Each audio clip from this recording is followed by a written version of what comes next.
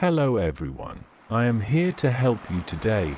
I know you used this video to fall asleep, so before that like the video and subscribe to the channel. Also, where are you from and what time are you watching? Now get comfortable and relax. I was in my office until late at night. I was the only one on my floor and all the lights outside my cubicle were off.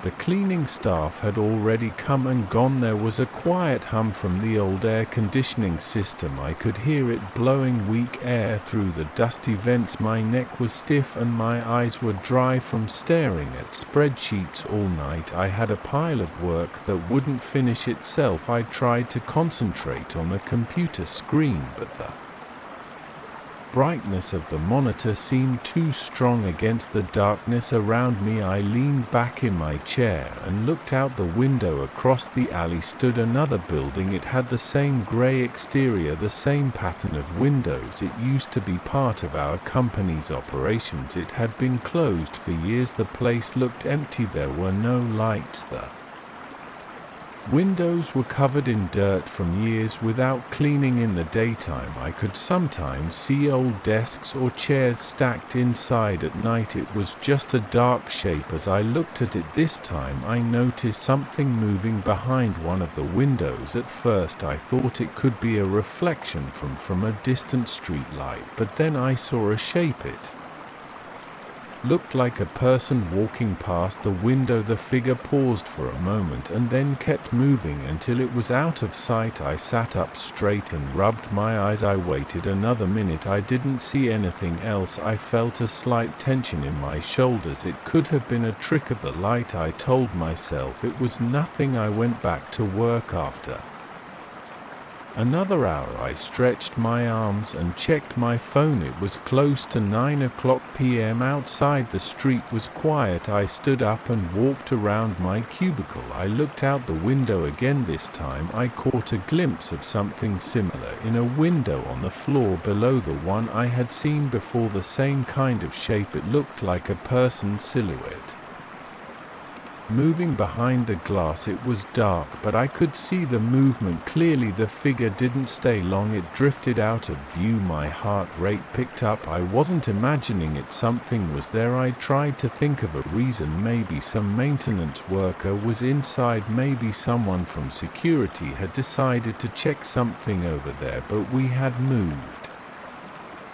out years ago and the place was sealed off. The property manager's office was empty. There shouldn't be anyone inside. I took a deep breath. I wanted to calm down. I decided to keep watching for a bit. Over the next 30 minutes I saw the figure appear 2 more times. Each time it showed up in a different window. Sometimes it moved left to right, other times it just stood there before disappearing. I couldn't see any details. I saw no clothing style, no facial features, just a dark human-like form. By now my hands felt a bit clammy. I wiped them on my pants. I decided I had to check. I wanted to prove to myself that I was just seeing things. I couldn't focus on my work anyway. I left my desk and made my way down the hallway. The lights were on sensors, so as I passed they flickered on with a slight buzzing sound. The hallway smelled like old carpet and stale air. At the far end of the hall there was a door that led to a connecting walkway between our building and the old one. That walkway had been locked for years, but I knew there was a small window there. I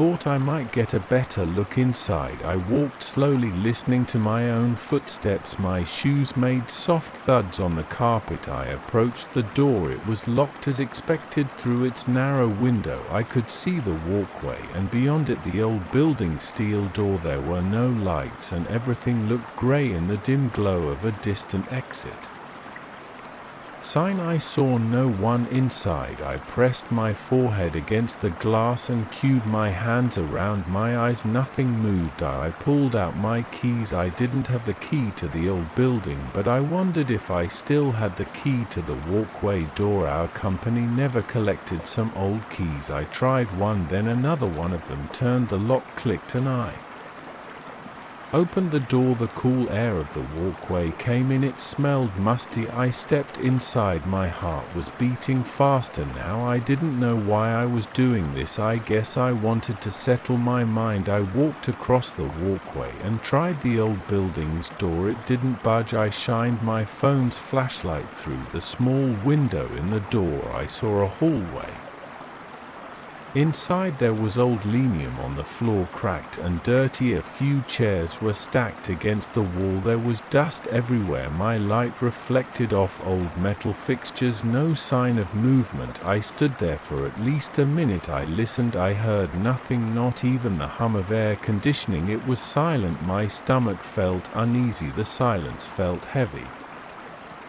I took a few steps back and checked the windows of the old building that faced ours. From this angle, everything looked empty. The windows were covered in grime. I couldn't see any interior lights. I couldn't see any shapes inside. I told myself I must have imagined it. After a moment, I decided to go back to my office. I locked the walkway door behind me. I walked back through the hallway to my desk. I felt a slight ache in my lower back. I sat down and tried to focus on my work again. The spreadsheets looked the same. I typed a few numbers, checked some data, but I couldn't concentrate. I looked out the window again, and I saw it once more. The figure was now on a higher floor in the old building. It didn't move much this time. It just stood near the window. I couldn't see eyes or a face, but I felt like it was looking at me. I swallowed hard. The figure then walked out of sight. I felt a sweat forming on my forehead. My breathing was shallow. I stood up and walked to the window, leaning close, trying to see better. I pressed my palms against the glass. The glass felt cool. While I stared, I saw my own reflection. I looked tired. My shirt was wrinkled, but my reflection looked a bit off. I noticed that in my reflection it looked like there was a shape standing behind me off to the side. I turned around fast. There was no one there. I turned back to the window and checked again. In the reflection I saw only myself. The shape behind me was gone. My heart was pounding. I rubbed my eyes and looked again. Nothing was there now. I told myself I was seeing things because I was tired. Maybe I needed some fresh air. I decided to go down to the lobby and step outside for a few minutes. I shut down my computer and grabbed my jacket. The elevator ride down was quiet.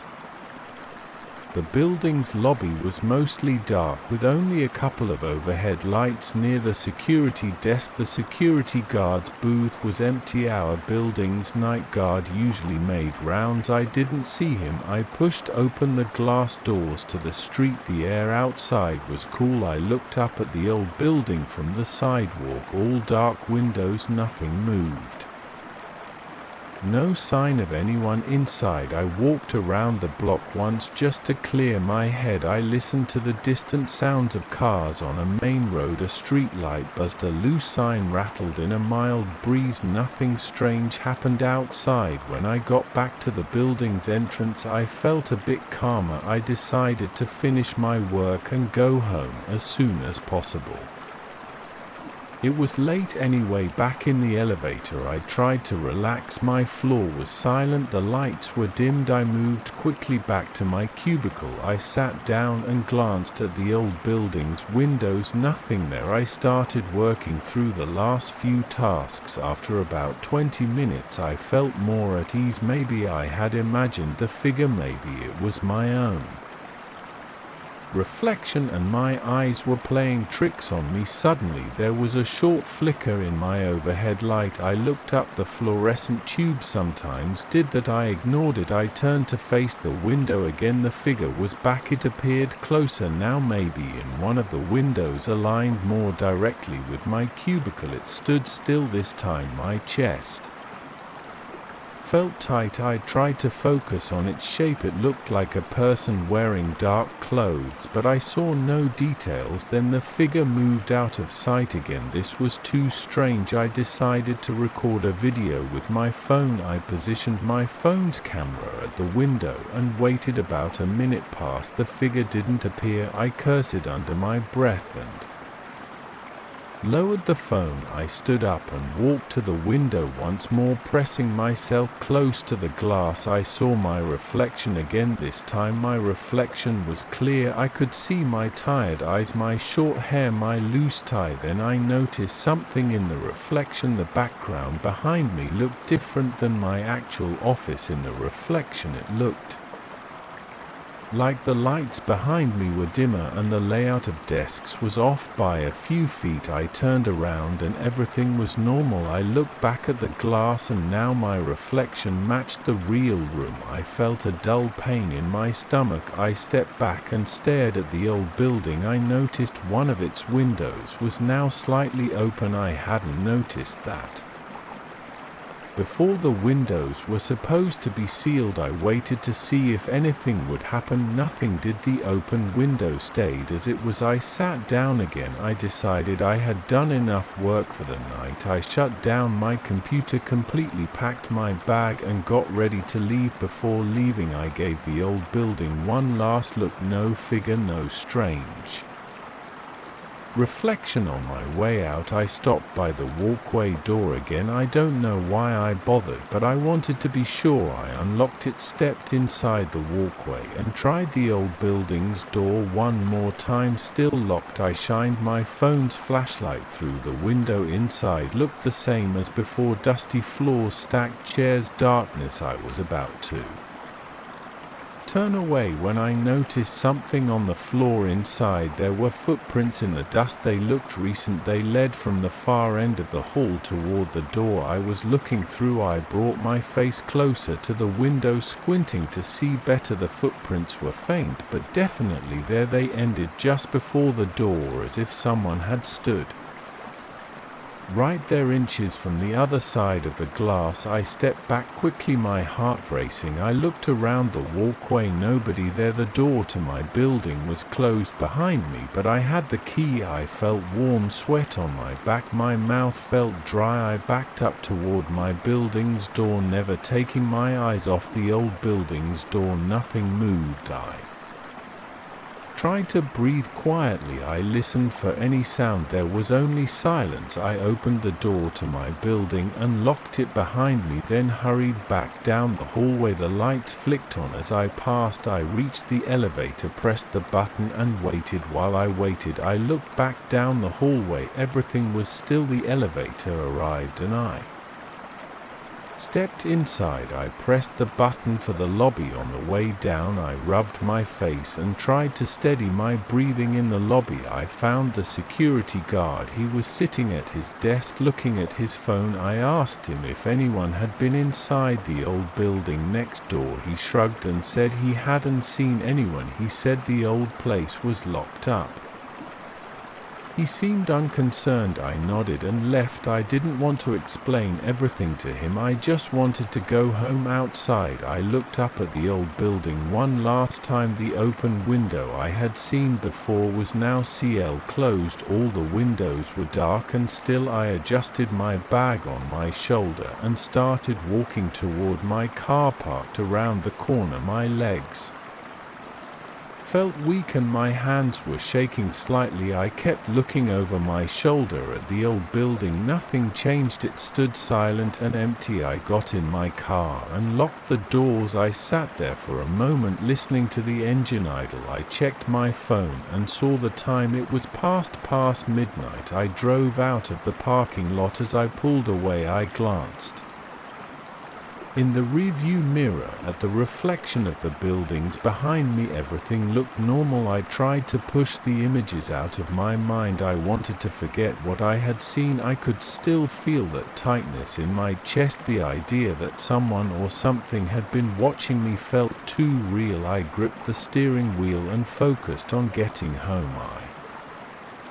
moved into the studio apartment about 2 weeks ago. The place was small and plain, just one main room with a bed in the corner, a simple wooden table against the opposite wall, a small kitchenette near the entrance and a tiny bathroom. I had a single window facing a dark alley. The floor creaked near the door. If I stepped too hard, the walls were thin in and I could hear my neighbors shuffle around sometimes, but I couldn't see anyone through the hallway peephole except on rare occasions the hallway lights buzzed when I came home late from work. Nothing seemed unusual. In the first few days everything felt ordinary, then I started waking up at exactly the same time every night. It happened around 3 o'clock. In the morning, give or take a few minutes, my eyes would open and I would feel my chest tighten. I would feel goosebumps on my arms. My heart would beat faster than normal. I kept thinking I heard soft breathing from near the door, but I didn't have proof. When I tried to focus, I heard nothing but the soft hum of the mini fridge. Sometimes I could hear the neighbor's TV if it was left on, but that was muffled still. Every time I woke up, I had this feeling that someone was standing right there at the door. The door was only about 6 feet from the foot of my bed. I never saw anything. When I looked, the door was always closed, the doorknob in place. I didn't see shadows, I didn't see movement, but the feeling kept pressing on me. After a few nights of this, I started to get anxious. I remember one particular night I woke up again at that same time. My mouth felt dry, the skin on my neck felt tight. I reached over to my phone, turned on the flashlight and shone it at the door. The door looked normal, nothing weird, no marks, no noise. I got up, walked over to it in my boxers and put my ear against it. The hallway outside was quiet. I considered opening the door, but I didn't. I just stood there, heart pounding, staring through the peephole. The hallway light was dim as usual. I saw nothing out there. After a few minutes, I went back to bed. I fell asleep again, but not quickly. The next day at work, I felt groggy. I kept thinking about that feeling at night. I began to wonder if maybe I was having some weird dream or some stress reaction, but I didn't think so. It felt too real. My body responded too strongly every time. I decided to take some steps. I went to a cheap electronics store after work and bought a small motion-activated camera. It wasn't fancy, it was the kind Hunter sometimes used to see if animals passed by. It had basic night vision and could record short clips when it detected movement. I brought it home, set it up on top of the small table facing my bed and the door. I tested it by walking around the room, waving my hand, making sure it recorded. It did. The clip stored on a small memory card that I could play back on my laptop. I felt a bit silly, but I was determined to see if something was actually moving around in my apartment at night. That evening I turned out the lights as usual. At around midnight I lay in bed staring at the door for a while. I kept the small camera status light turned off so no one would know it was recording. The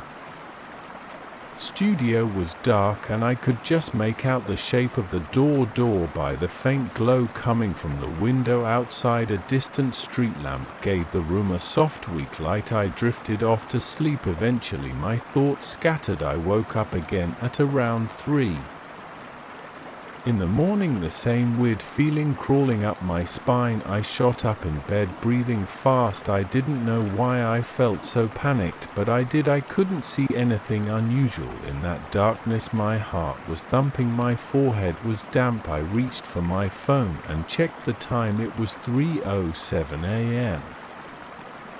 My throat felt tight. I sat there and listened. No footsteps, no voices, nothing. After a few minutes I managed to lie back down. I didn't want to look at the camera yet. I waited until morning. When I got up after sunrise, I almost forgot about the camera. The room looked completely normal in daylight, but then I remembered what happened. I took the memory card out of the camera, inserted it into my laptop, and scrolled through the recorded clips. The camera had recorded several short videos. Most of them were me moving around before sleep or me shifting in bed, but one clip timed around 3:05 a.m. caught my attention. The camera had turned on and recorded for about 10 seconds. In that clip I saw my bed in grainy night vision, me lying asleep. Then suddenly I shifted, and right at that moment there was a faint shape near the door. It wasn't clear, it looked like a dark smudge or a vague outline. It moved slightly from left to right and then out of frame. It was too blurry to identify. It could have been a shadow from the hallway, but the door was closed and I didn't see how a shadow from outside would appear inside like that. I sat there staring at that clip over and over. My heart started racing again. I felt a tightness in my chest. This wasn't my imagination. Something triggered the camera. That meant something moved inside the room. Something was there. I checked the front door lock. It was locked. I checked the window, which was about 6 feet off the ground outside. No fire escape, no balcony, and it was locked too. The bathroom door was closed and no one was inside. I opened the closet. Nothing. I stood in the center of the room listening to the hum of the fridge. Everything was quiet. I felt nauseous. I decided I should do more. I went out and bought another small camera. That afternoon I placed one camera near the table facing the bed and door as before. I placed the second camera near the kitchenette facing toward the door and part of the main room from another angle. I wanted more angles to see what the hell was going on. I also replaced the batteries in the first camera. I tested both. They worked fine. I tried to keep calm that evening. I watched a dumb TV show on my laptop, tried to relax. I didn't drink alcohol. I wanted to have a clear head. I turned off the lights at midnight again and lay in bed staring at that door. I focused on the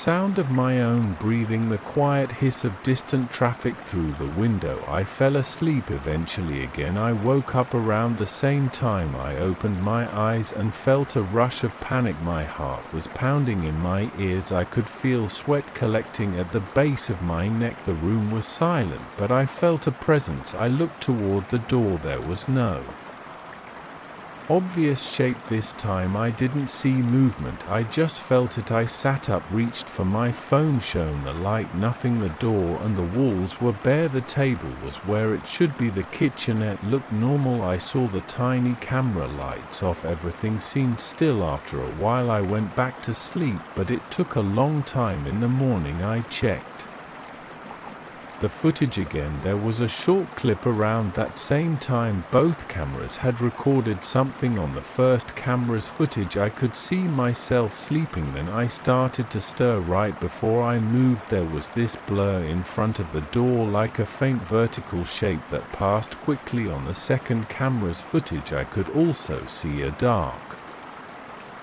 faint shape near the door, but from that angle it looked smaller. It was a quick flicker, just enough to trigger recording. I paused the video and tried to look frame by frame. It was just a vague shadow. I couldn't identify anything like clothing or a face. I checked the door again. The lock wasn't tampered with. The chain was in place. The deadbolt was engaged. I examined the door frame. I pressed against it. Solid. No hidden panels, nothing loose. I checked the walls around the door. Everything was solid. I tried to push on the window, see if maybe someone could open it from outside, but it didn't budge. The outside ledge was too narrow for anyone to stand on. I had no explanation for the rest of that day.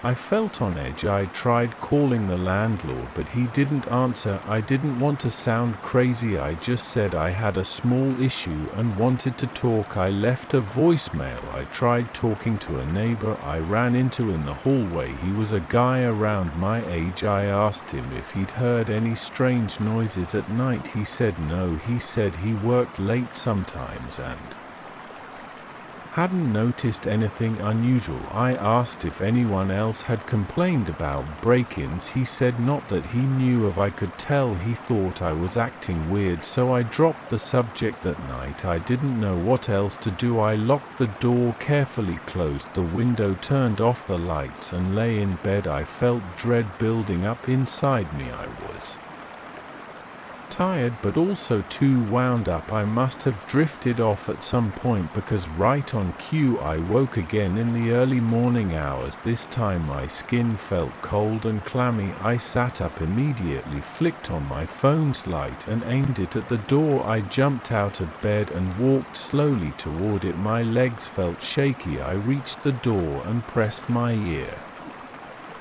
against it. I heard nothing. I tried the knob, still locked. I put my eye to the peephole. The hallway was empty. I looked back at my bed. I didn't see any movement in the room. I flicked the light switch on the wall. The overhead bulb lit up. The room looked normal. I turned the light off again and went back to bed. I didn't sleep well. In the morning I checked the footage again. Both cameras had recorded something. This time the shape looked a bit different. It seemed closer to the door, a bit larger. It hovered there for a second and then disappeared. I couldn't tell what it was. It had no clear outline. It was like a patch of darkness shifting around. It made no sound. It left no trace. Watching the footage made my stomach tighten. My hands felt sweaty. I slammed my laptop shut and paced around the room. I decided to stay awake the next night. Maybe if I was awake at 3 o'clock in the morning I'd see it. I made coffee and sipped it while browsing random websites to kill time. I kept the lights off. By 2:30 I felt jumpy. By 3 o'clock I was wide awake,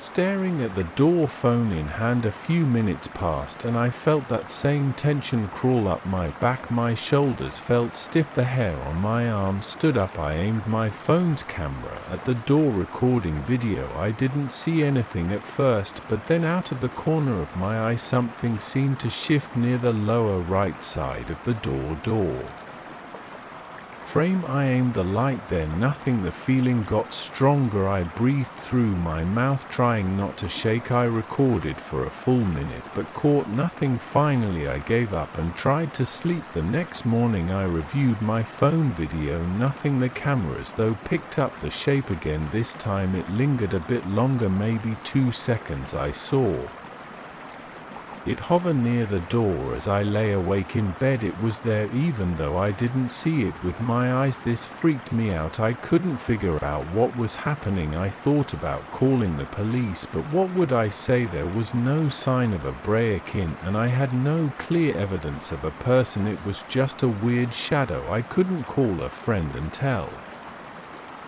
them. They'd think I was losing my mind. I tried the landlord again, but he didn't call back. I checked online for any news about strange break-ins in the area. I found nothing. I started feeling trapped in that studio every night. It was the same routine. I locked the door, turned off the lights and tried to sleep, and every night around the same time I'd wake up terrified and see nothing while the cameras recorded this faint shapeless figure. I bought a flashlight and kept it next to the bed. I aimed it at the door when I woke up, but I never caught anything. The cameras were the only ones that detected it. I tried sleeping with the overhead light on that night. I still woke up, felt uneasy, and the camera still recorded something. The shape looked even more distorted under the light, but still there, flickering in the corner. My body started reacting to these nights. I had headaches during the day. My muscles felt stiff. I would snap at people at work. I had trouble focusing. I wanted to solve this. One night I pushed my table close to the door before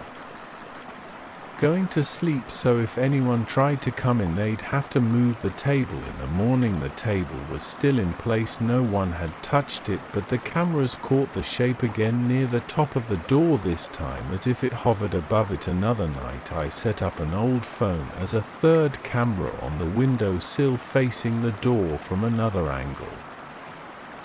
Same thing, each camera recorded the shape slightly different each time, never clear, always fading in and out. I never heard it speak. I never found footprints. I never felt a breeze or smelled anything. It was always silent and just barely visible, yet I felt it every single time, like a cold needle pressed into the back of my neck. After a while I Stop trying to catch it in the act. I just wanted to get some sleep, but that never happened. Every night around 3 o'clock in the morning I would wake up, my heart would race, I would look at the door, I would feel someone there but see nothing. The cameras would record a small glimpse of that thing, whatever it was, and that would be it. I tried ignoring it, but it didn't stop. I tried leaving the TV on for background noise, didn't help. I tried moving the bed to a different corner of the studio, still the same feeling. I tried sleeping on the floor, nothing changed. The cameras kept catching that faint shadow. After about a week of this, I accepted that I had no explanation. It was happening and I couldn't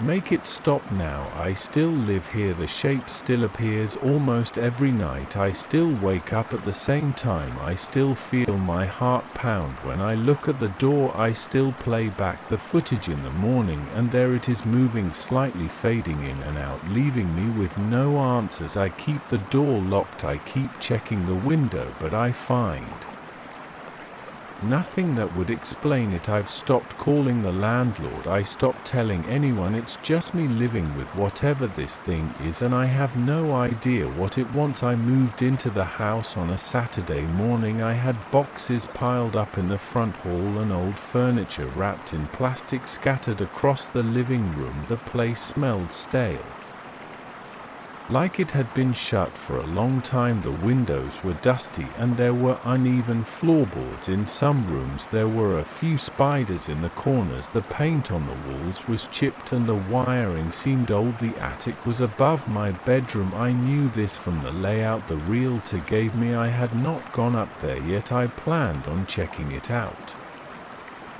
After I settled in my first few nights, there were quiet enough. I noticed that the house creaked a bit when the wind blew outside. The walls were thin and I could hear the pipes humming when I turned on the bathroom sink late at night. I sometimes heard small noises coming from above. At first I thought it could be squirrels or maybe the wood expanding. The noises were not loud, just like tapping or a soft knocking sound. Sometimes I would stand in the hallway looking up at the ceiling trying to pinpoint the exact spot, but I could never be sure where it came from. It always seemed to be somewhere just above my bedroom. One night around midnight I lay in bed with the light off, thinking about work and the furniture I still needed to arrange. The tapping started again. It was a slow rhythmic sound, like someone lightly tapping a fingernail against a hollow door. I turned on my bedside lamp and stared at the ceiling. The sound paused. I waited, listening closely. After a few seconds it came again, a series of 3 taps, then silence, then 3 taps again. I got up, walked out into the hallway and looked up at the hatch that led into the attic. The hatch was in the small corridor that connected my bedroom to the spare room. I had a folding ladder leaning against the wall, the one I used when I painted the kitchen ceiling. I decided I should finally look inside the attic. I was nervous. I felt my chest tighten a bit and I noticed my palms were sweating. As I grabbed the ladder, I positioned it under the attic hatch. I climbed up and pushed the hatch door open. A musty smell came down. I shone my flashlight inside. It was dark, dusty and cramped. I saw wooden beams, old boxes and what looked like a broken chair. There was also a large mirror leaning in a corner. The glass on the mirror looked cloudy. Its frame had peeling paint. I stuck my head up and looked around, but I saw no movement. I heard nothing. I stayed quiet for a minute, shining the flashlight slowly over everything, and I climbed back down and closed the hatch. I did not see anyone or anything unusual. I went back to bed and fell asleep. After a while the next night I heard the tapping again. This time it sounded a bit louder. It happened around the same hour. I got up faster this time. I opened the hatch and climbed into the attic. I aimed my flashlight around. Nothing moved. I walked carefully, ducking under beams. My boots kicked up dust from the floorboards. I felt cobwebs Brushing against my arm, I saw the same mirror in the corner. The surface of the mirror had a film of dust, but I could still see a bit of my reflection. When I moved close, I approached it and wiped the surface with my sleeve. As I did that, I thought I saw something behind me in the reflection, like the shape of a person. I spun around, quickly shining the flashlight into the darkness. There was no one. I looked back into the mirror, but all I saw was myself and the dark shapes of the attic's beams. I backed away, keeping the light on that spot. Nothing moved. I went back down again, feeling uneasy. My heart was beating faster than normal, and I had a tight feeling in my stomach. I slept badly that night. In the morning, I tried to convince myself that it was just my imagination. I had been tired and the attic was dark. Maybe the reflection was just my own shadow. The tapping could be old pipes, or there were a lot of possible explanations. Over the next few days, I arranged more of my belongings. I fixed some light fixtures and swept the floors. The house was quiet during the day. I never heard anything unusual before sunset, but at night, usually around midnight, the tapping returned. It seemed to come from the same area above my bedroom. Sometimes it was 3 taps, sometimes 4 or 5. When I climbed up to check, I found no animals, no loose pipes, nothing that could explain the sound. I started to feel anxious as bedtime approached. On the 5th night in the house, I decided I would stay in the attic for a while. Waiting, I went up around 11:30 p.m.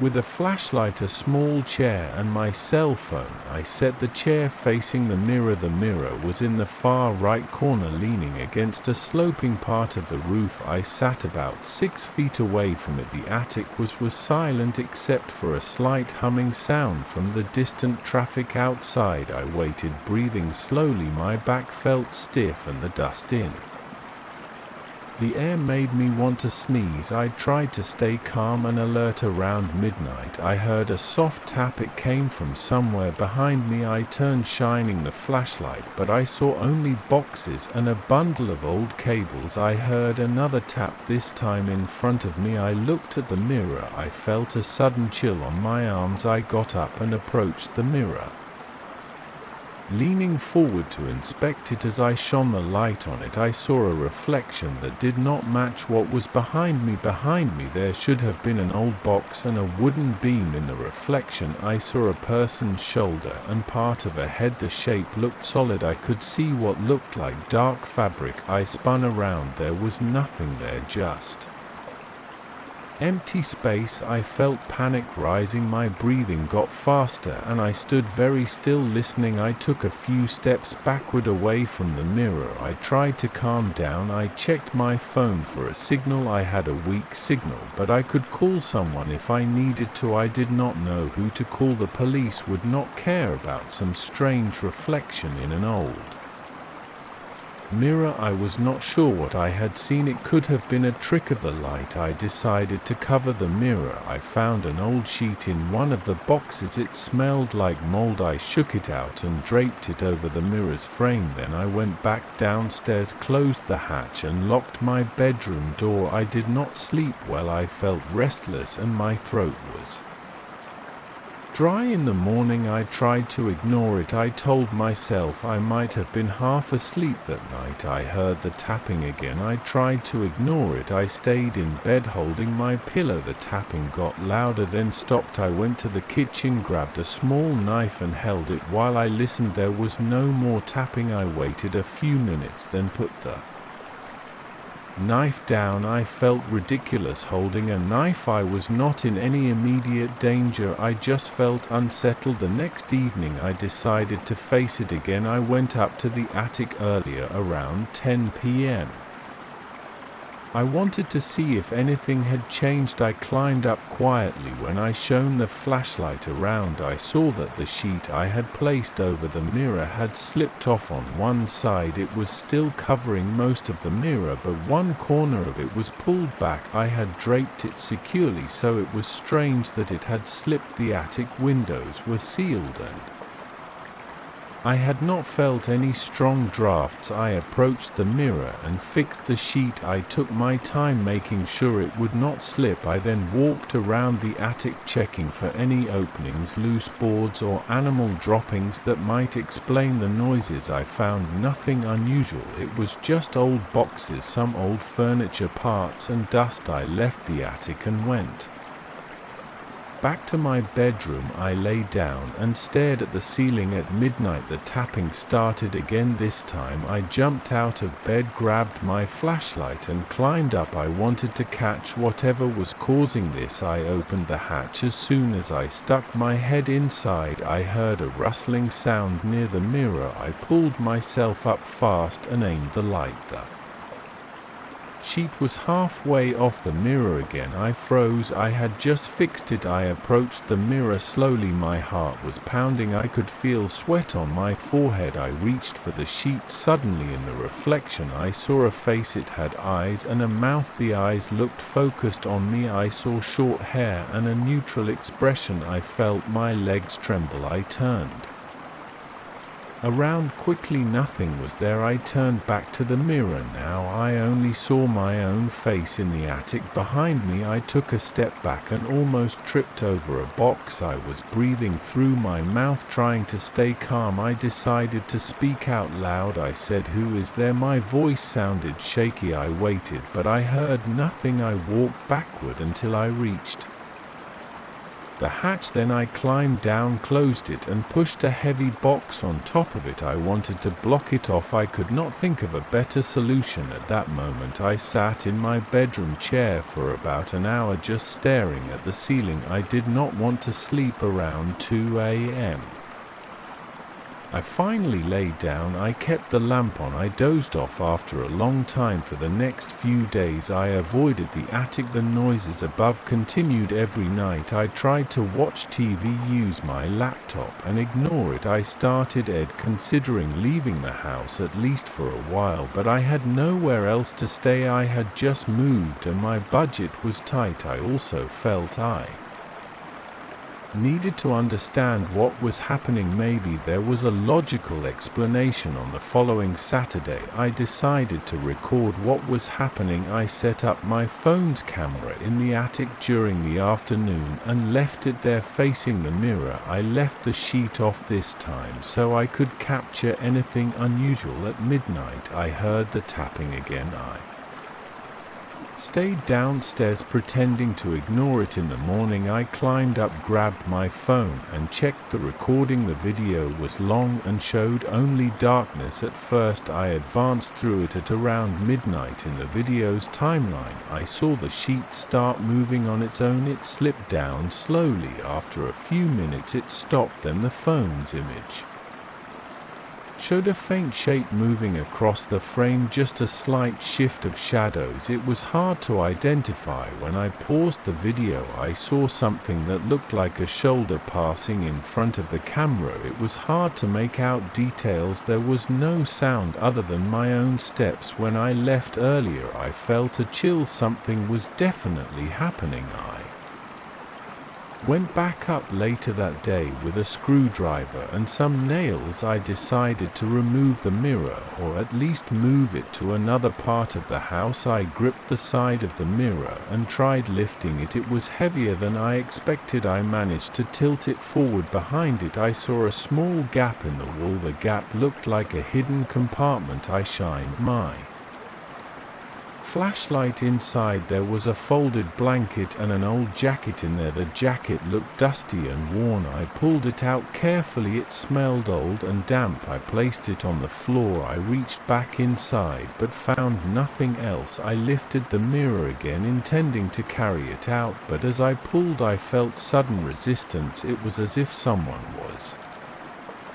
pulling it back from the other side. I let go. The mirror fell back against the wall. I tried again, but it refused to budge. I was angry and confused. I pressed my shoulder against it and pushed. It did not move. I stepped back, breathing heavily. My arms were sore from the effort. I shined the flashlight on the mirror's surface again. My reflection looked Pale and tense, I looked closely, checking every detail. I could see my sweat, the dust on my shirt, the trembling in my fingers. Then for a split second I noticed another face over my shoulder. I turned around instantly, but I was alone. I stood there facing the mirror, trying not to panic. I spoke again, louder this time. "I don't know who you are or what you want," I said. My voice echoed slightly in the attic. There was no response. I grabbed the old blanket and jacket and carried them down. I thought maybe these belonged to someone who once lived here. I left them in a corner of the hallway. I planned to throw them out later that night. I locked my bedroom door. The tapping came again. It sounded louder. I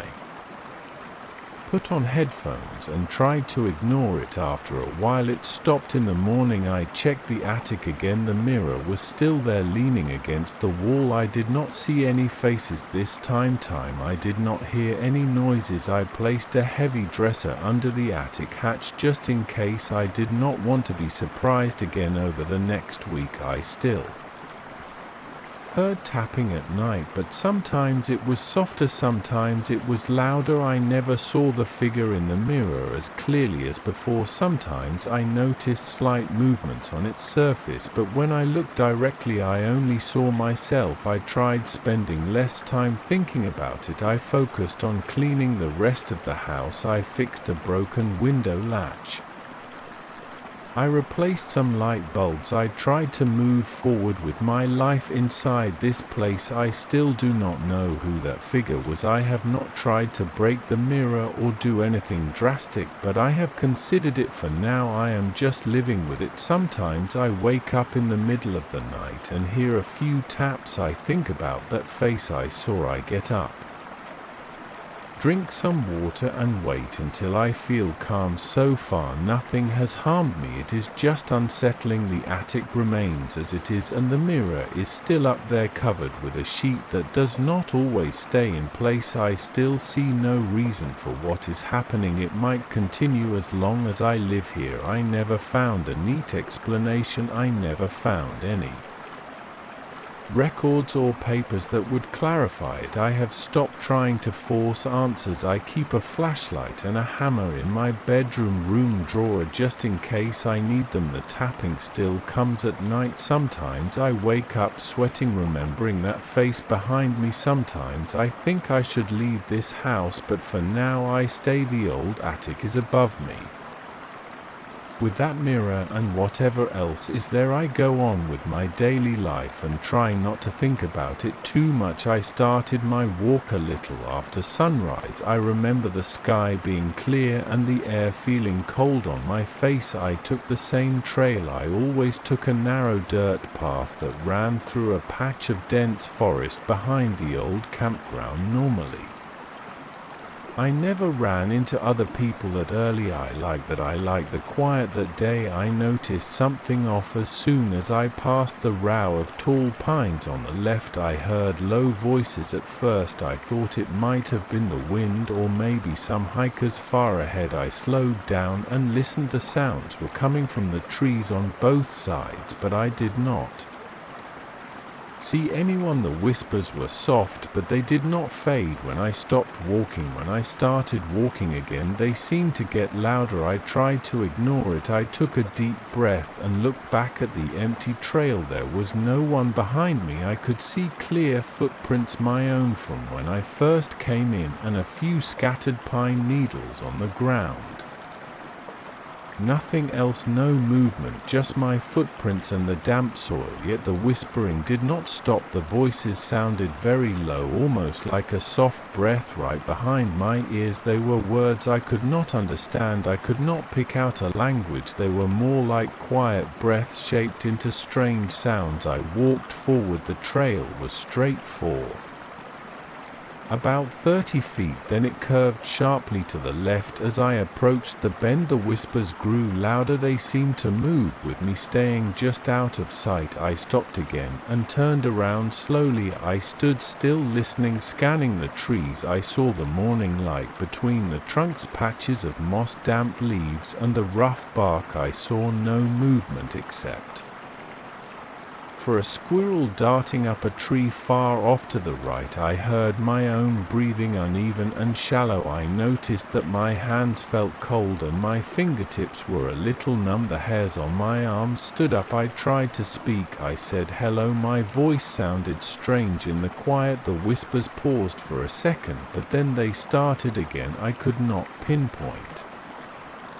the source. It felt like they surrounded me. I raised my voice. Who's there? Nothing answered. Clearly just more quiet sounds that resembled whispers. They did not stop. They only faded a little, then came back stronger. As I took another step, I felt a knot in my stomach. I was not sure what to do. This was a public area. There could have been people messing around. Maybe someone was trying to scare hikers. That idea crossed my mind, so I tried to catch them. I moved off the path, stepping over some roots and pushing through a thin set of bushes. I tried to move quietly, looking for anyone crouching behind the trees. I found no one. I saw a few old branches on the ground, some small holes where animals might have dug. I saw wet leaves and a large spider web stretched between two low branches, but no people, no sign of a person hiding. When I stepped back onto the trail, I listened again. The whispers were still there. They had not changed in tone. They were steady, low and constant. My chest felt tight. I tried to calm myself. I told myself to keep walking and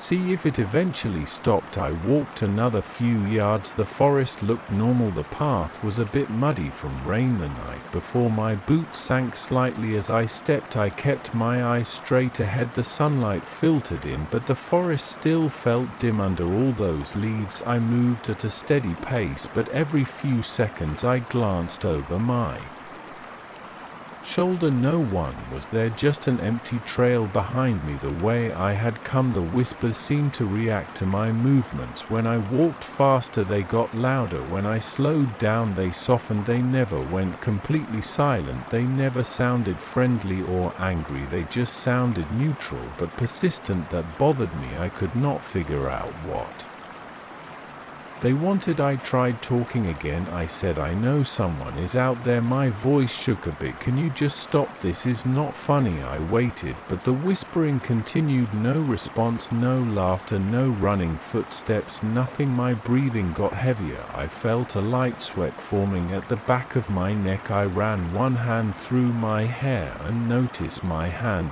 was shaking. The trail ahead looked the same, just more trees, more damp ground. I knew there was a small clearing about half a mile ahead where the trail opened up near a broken fence and some old signs. I decided to head there. I thought maybe if I got into a more open space I could see who was doing this. I wanted to solve this. I wanted it to end as I walked. I focused on the details around me, trying to spot something unusual. I saw leaves moving in a gentle breeze. I heard a crow calling somewhere far off. The ground smelled like wet soil and old wood. I heard small twigs snapping under my boots. The whispers did not match any animal sound. I knew they did not match the wind through the branches. They were too deliberate. They had a pattern, a human rhythm without clear words, but definitely human-like in tone. I pushed forward. My shoulders felt tense and my lower back started to ache slightly from the way I was walking stiffly. I tried to relax, but every time I eased up, the whispers reminded me that I was not alone. I checked my phone, hoping to see if I pulled it from my jacket pocket and looked at the screen. No bars, just the time glowing back at me. It was still early, not even 7 a.m. I cursed under my breath and put the phone away. I kept moving. My heartbeat felt faster than normal and my mouth felt dry. I swallowed hard, trying to keep my breathing quiet. I did not want whoever was out there to sense my fear. I tried to walk normally, not too fast, not too slow. I felt the weight of each step in my legs as I approached the clearing. I Could see more light ahead. The trees thinned out a bit. The whispers did not fade. If anything, they grew clearer. In that thinner patch of trees I could hear the slight intake of breath, a gentle hiss at the end of each whisper. It sounded like more than one voice, maybe two or three, all blending together, whispering just out of sight. I reached the clearing. It was just a small opening in the forest where the trail split in two directions. On the right, a path led up a slight hill. On the left, a broken wooden fence separated the trail from a thick patch of brush. I stood there and turned slowly in a full circle. I took my time, looking at every trunk, every shadow. I saw nothing, just silence. Except for those whispers, they were still there, following me like an echo without a source. I stepped toward the fence. It was about waist high with a few boards missing. Beyond it I saw more forest floor ferns and a fallen log covered in moss. I listened. The whisperers sounded very close, but I still could not see anyone. I leaned forward, peering between the tree trunks. My heart was pounding and I could feel my hands sweating. I wiped my palms on my pants and tried to steady my breathing. I decided to call out again, louder this time. I know you're out there. Stop messing around. Show yourself. My voice sounded angry and a bit shaky. The whispers paused for a moment. I held my breath, expecting something to happen, but after a few seconds the whispers started again, just as low and persistent as before. I felt my stomach tighten. I realized I was clenching my jaw. I needed to do something. Standing there would not help. I stepped back onto the main trail and started walking again. I chose the path that led uphill. It was steeper and less traveled,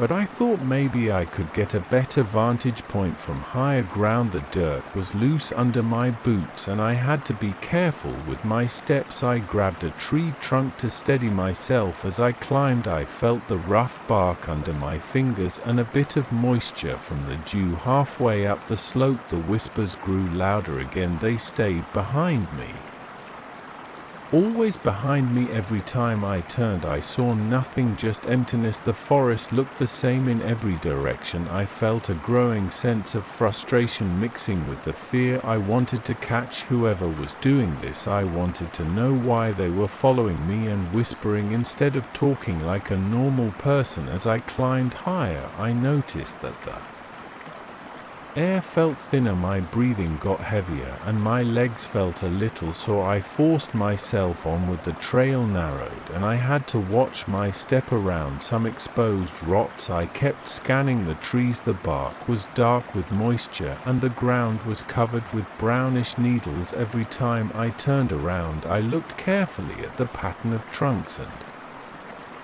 branches. I tried to memorize them in case something moved. Nothing moved. Nothing made any sound except the whispers and my own breathing. I did not even hear many birds anymore, just an occasional distant call, but mostly nothing, just these strange, steady, quiet voices always trailing behind me. At the top of the slope the trail leveled out. I could see a small patch of sky between the treetops. The morning light was brighter now. I wiped sweat off my forehead with the back of my hand. I stood still and waited, breathing slowly. The whispers were still there. They sounded like they were coming from no specific direction now, as if the entire forest around me carried that sound. It was unsettling. I realized I was not getting anywhere by going deeper. Maybe I should turn around and head back. The idea of going back down that trail made me uneasy, but staying out here without a plan did not seem smart. I decided to head back to the main area near the campground and see if I could find other people, maybe if I got near a busier section of the forest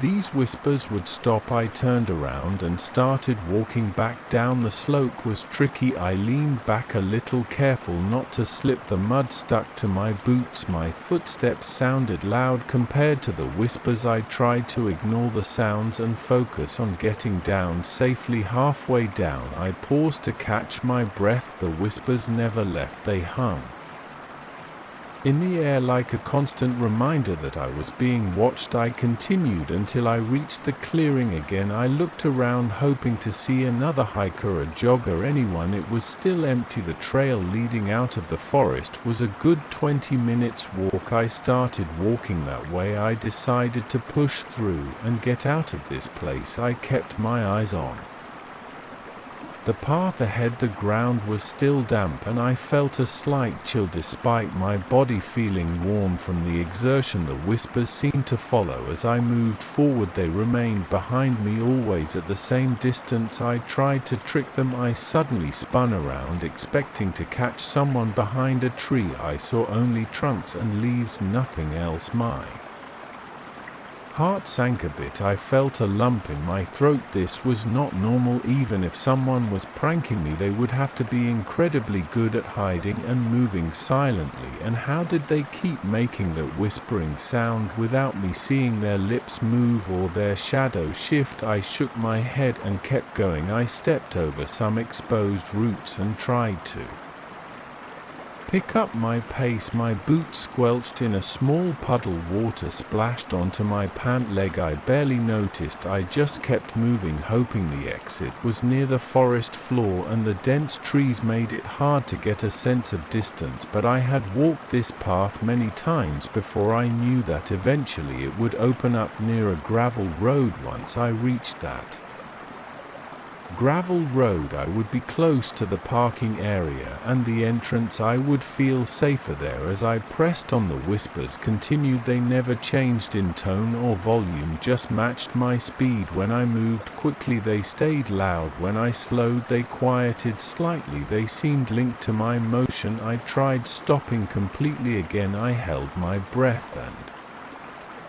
listened. The whispers did not stop. They just hovered at that same level, waiting. I started to feel a bit dizzy. My stomach felt queasy. I could feel sweat on my forehead and between my shoulder blades. My hands were shaking. I did not want to panic, but I felt close to it. My throat felt dry and I wanted water, but I did not want to stop. I just wanted to leave. I saw a familiar fallen tree that I recognized from previous hikes. I knew I was close to the edge of the forest. Just a few more minutes and I would reach the gravel road. I pushed forward, ignoring the pain in my legs and the tightness in my chest. I clutched the straps of my backpack, holding on to something solid and real. Finally, I saw the tree line thinning out. I saw the grayish color of gravel through the leaves. I almost laughed with relief. I walked faster, ignoring the whispers. They stayed behind me, constant, but I focused on the way out. I stepped onto the gravel and felt small rocks crunch under my boots. I looked around. The open space felt good. The road was empty, but at least I had room to move. I turned around and looked back into the forest. The trees stood quietly. The whispers were still there, faint, but now they sounded more distant. I took a few steps back toward the forest line and listened. The whispers got louder again. I stepped back onto the gravel and they softened. I realized they seemed tied to the forest. If I stayed on the gravel, they were weaker. I took a deep breath and wiped my face with my sleeve. I looked up and down the gravel road. There was no one around, but I felt safer. I could still hear the whispers, but now they seemed weaker, as if blocked by the open space. I stood there for a few minutes, catching my breath and calming myself. My heart rate slowed down. My muscles felt tired and heavy. I could still hear a faint whispering if I strained my ears, but it no longer felt like it was following me. It just sounded like a distant, strange noise coming from deep in the forest. I decided to leave. I turned and started walking down the gravel road toward the parking area. Every few steps I glanced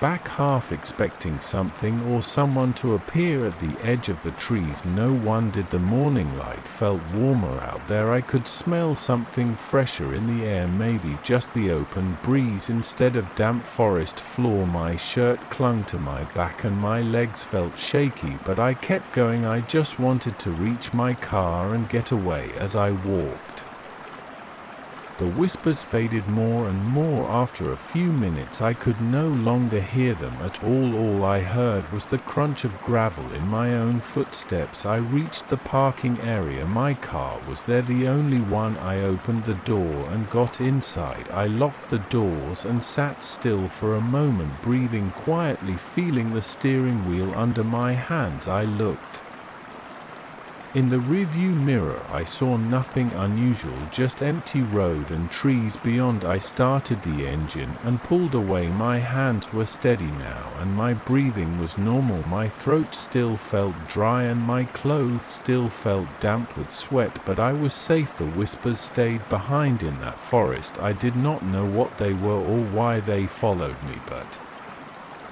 I did not care anymore. I was done. I left that place and drove home in silence. I did not plan to return anytime soon. I moved into the house on a quiet street a few months ago. It was a shared place with 3 other tenants. The landlord lived upstairs in a separate unit. The rent was reasonable and the location was okay. The house had a long hallway inside and a few doors on the ground floor. One of those doors led to the basement. From the first day I arrived, that basement door stood out. It had a large padlock on the outside and thick hinges. The paint around it looked a bit rough, as if it had been repainted several times over the years. The landlord told me that the basement was off limits. He said he stored old equipment down there, things he did not want us messing with. I did not think about it much at first. I had my own room on the ground floor facing the backyard. I shared the kitchen and living room with the other guys. We were not friends, but we got along fine. I kept my stuff tidy and tried not to bother anyone. I had a 9-to-5 job, so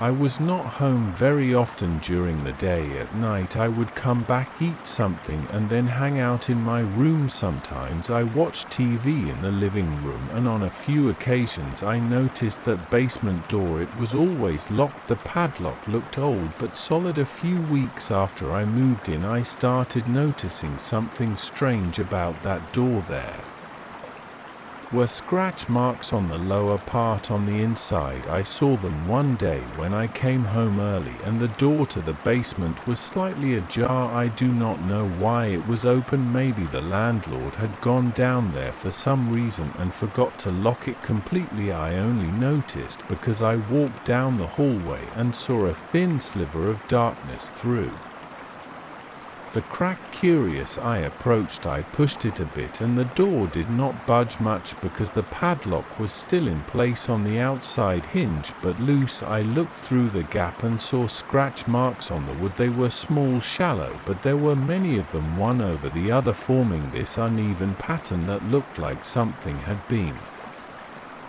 trying to claw its way out. I got a chill. I did not know what to make of it. My first thought was that there might be an animal trap down there. That night I waited until the landlord was outside smoking, and I casually mentioned that I had seen the basement door slightly open. I said I noticed some damage inside. He just smiled and said it's just some structural adjustments I had to make. The wood is old, it scrapes when I try to fix the frame. He shrugged and waved it off. I looked at him carefully and he avoided eye contact for a moment. I had a weird feeling, but I did not push it. He seemed calm enough and I did not want to start any conflict. Over the next week I watched that door every time I left for work, and every time I came back it stayed locked and I never saw it open again. But after a few days I noticed more scratches, deeper this time. I saw them after the landlord called a handyman to reinforce the door. I heard them working out there one afternoon. There was drilling, hammering and some scraping sounds. When I came home the door looked different. The hinges had been replaced and the frame looked sturdier. The padlock had been switched out for a new one, but when I peeked at the inside edge again I saw fresh scratch marks, as if something had scratched the new wood. I felt my chest tighten. I had no reason to be scared, but my palms felt sweaty and I had trouble Sleeping that night, I tried to push the thought out of my head. I told myself it was nothing. Maybe the handyman had used a tool that slipped and scratched the wood. That made some sense, but I was not fully convinced. In the following days, I started paying attention to sounds at night. Around midnight, when everything was quiet, I sometimes heard a faint scraping sound. It came from that direction. It was not loud, and I could not always be sure. The house had old pipes and floorboards. It might have been something else. Still, I could not relax. After a few more nights, I decided to investigate a bit. I waited until everyone was out. It was a Saturday afternoon. The other tenants were at their jobs or out doing something. The landlord was gone too. I tried to open the door. It was locked tight. I got down on my knees and ran my fingertips over the edge of the door, feeling for the scratches. I could feel the grooves in the wood. They were uneven and rough. They did not feel like tool marks. They felt random and desperate. There was also a faint smell coming from the crack under the door, a smell of damp and stale air. It reminded me of a closed-up basement with no ventilation. I pressed my ear against the door and heard nothing. I tried shaking it, but it was solid. When the landlord returned that evening, I tried a different approach. I told him I was concerned about the basement. I said I heard noises and saw that the door had scratches. I said I wanted to make sure no animal was trapped down there. He looked annoyed. He said there were no animals. He said he kept some old wooden beams down there that he had tried to fit into the door frame at some point, and that's why it looked scraped up. He insisted it was not a big deal. He said he had reinforced the door because it was old and he did not want it to warp. He kept repeating that it was nothing to worry about. I did not believe him. He seemed too tense. After that conversation, he started giving me these looks whenever I walked by. He did not smile as much as before. He looked at me from the corner of his eye. I stopped bringing it up that night. I woke up to a sound in the hallway. It was a quiet scraping sound, then a kind of soft thumping. I got up quietly and opened my bedroom door a crack. The hallway was dark. I stood there holding my breath. The sound stopped. I stood there for what felt like a long time. Then I heard a faint creak. It sounded like the basement door shifting on its hinges. I flicked on my room's light, stepped into the hallway and looked around. The basement door was locked as usual. Everything looked normal. The other tenants' doors were shut. I felt foolish and went back to bed, but I could not sleep well. Over the following week, similar things happened several times.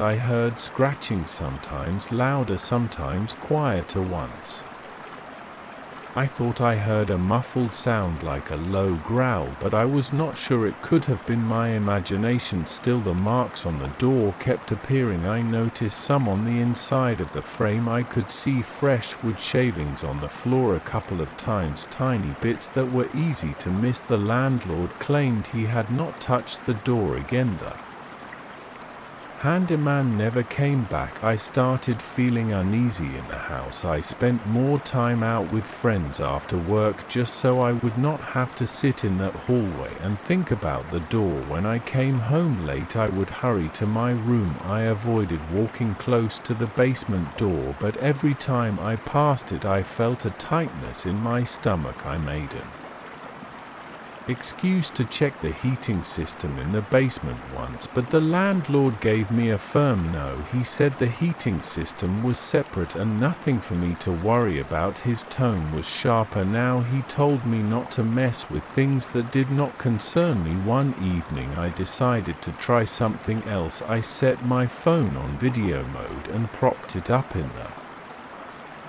hallway facing the basement door. I covered the screen with a shirt so it would not glow. I left it recording and went to my room. I waited an hour, then went back to get it. I took it into my room and watched the footage for the first half hour. Nothing happened. Then about 45 minutes in, I saw a slight movement. The door seemed to vibrate a little. It was subtle, like it was being pushed from inside. The padlock did not move, but the frame looked like it flexed just a tiny bit. I heard a very soft scraping sound on the video. After a few seconds it stopped. When I watched that, my heart started pounding. I could feel sweat on my forehead. Something was definitely inside. I did not know what. I did not want to believe something was trapped there, but I did not see another explanation. I thought about buying some tools and trying to open the door when the landlord was away, but that seemed dangerous. I did not want to get kicked out or start a fight with him. A few nights later, I tried to talk to one of the other tenants. He was a quiet guy who mostly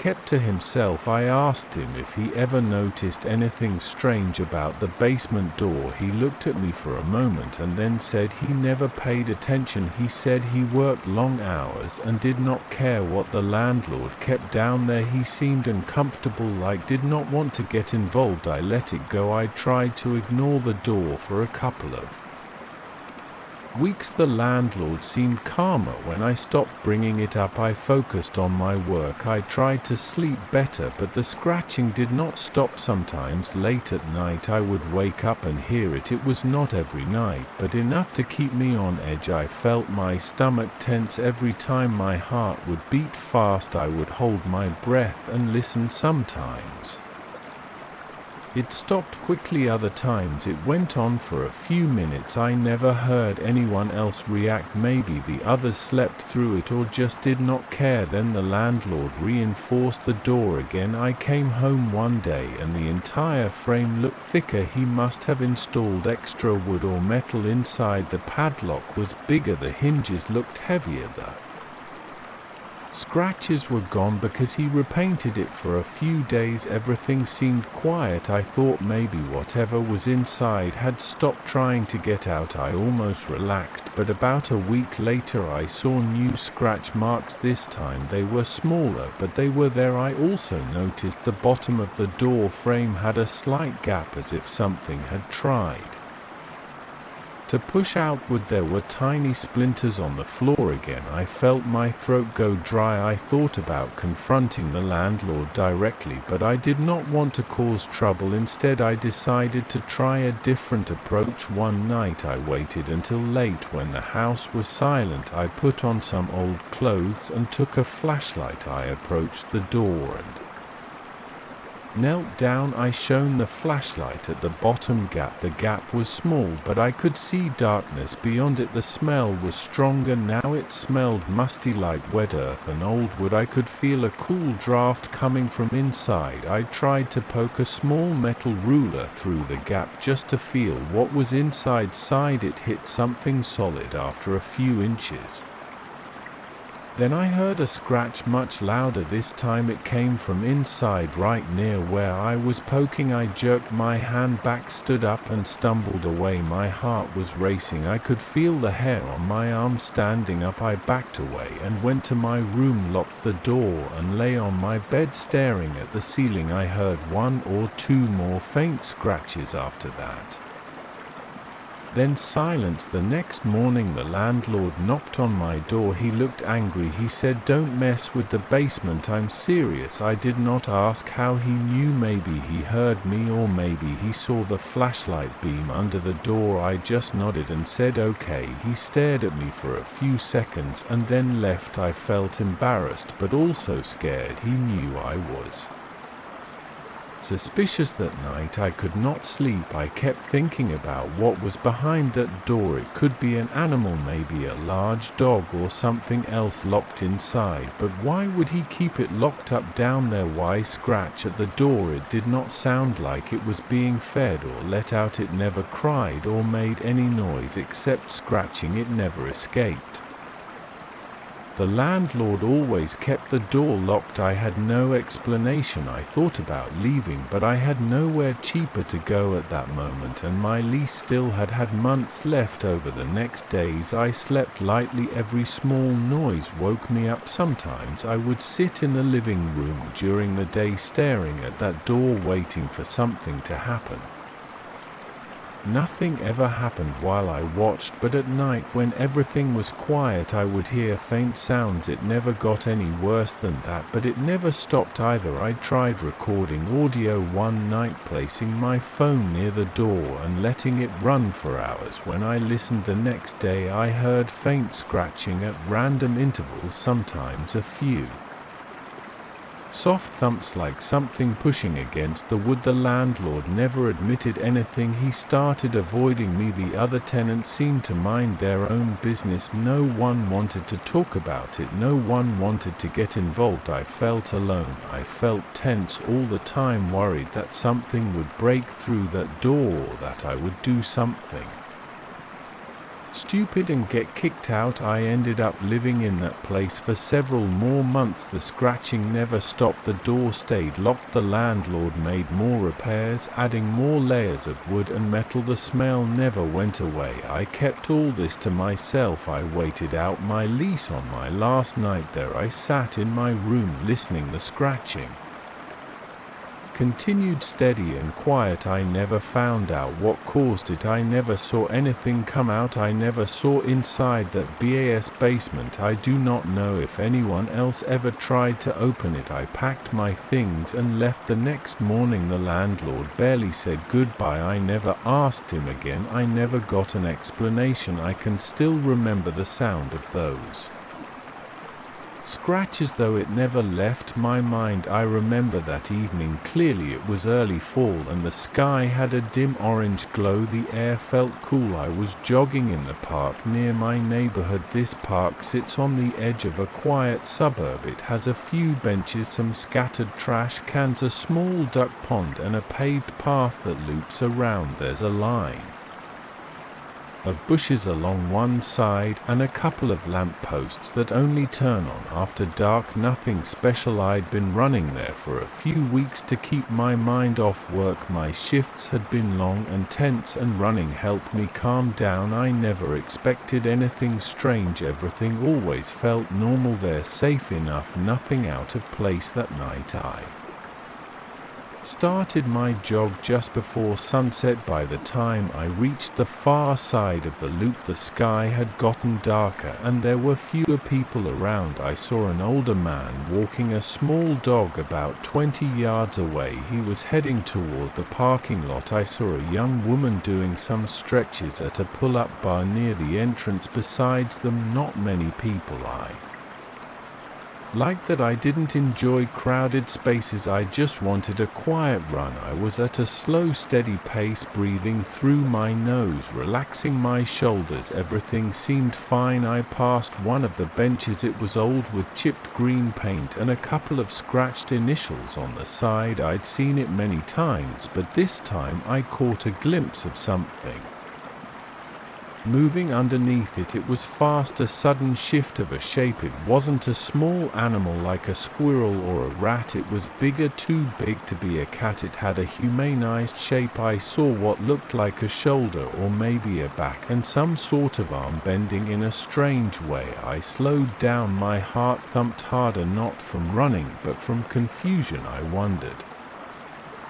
if someone was hurt or maybe be playing a prank. It wasn't Halloween yet, but kids sometimes messed around, or maybe it was a homeless person trying to stay out of sight. I'm not some brave hero, but I can't just run off if I see someone who might need help. So I stepped off the path and walked toward the bench. As I approached, I tried to look under it.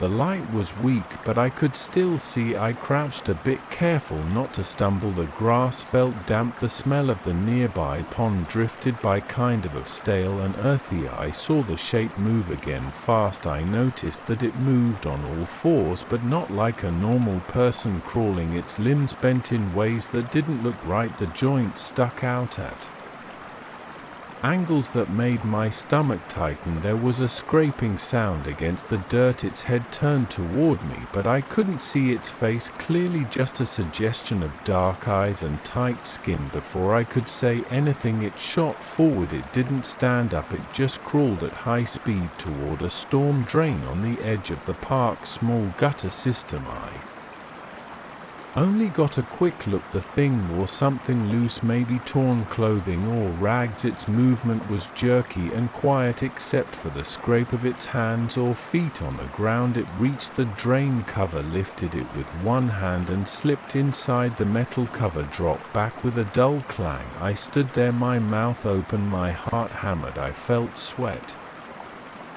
drip down my back. I couldn't believe what I'd just seen. I wasn't sure if it was a person or something else. I didn't want to jump to conclusions. Maybe it was just a very agile, desperate, homeless person, but the way it moved unsettled me. It didn't seem normal. I leaned over to look at the drain cover. It looked like a standard metal grate, heavy looking, with small holes. I tried to lift it, but it barely budged. I didn't understand how that thing had moved it so easily. I walked back toward the path. I felt a little shaky. My legs felt weak. I glanced around. No one was near me now. The old man with the dog was gone. The woman at the pull-up bar was probably gone too. I only heard a distant car and some insects. The park lights were starting to flicker on. I stood there thinking about what to do. Calling the police crossed my mind, but I had no idea what to tell them. I saw someone crawling under a bench and then going into a drain. It sounded ridiculous. They'd probably think I was messing with them or that I saw a weird animal, but I knew what I saw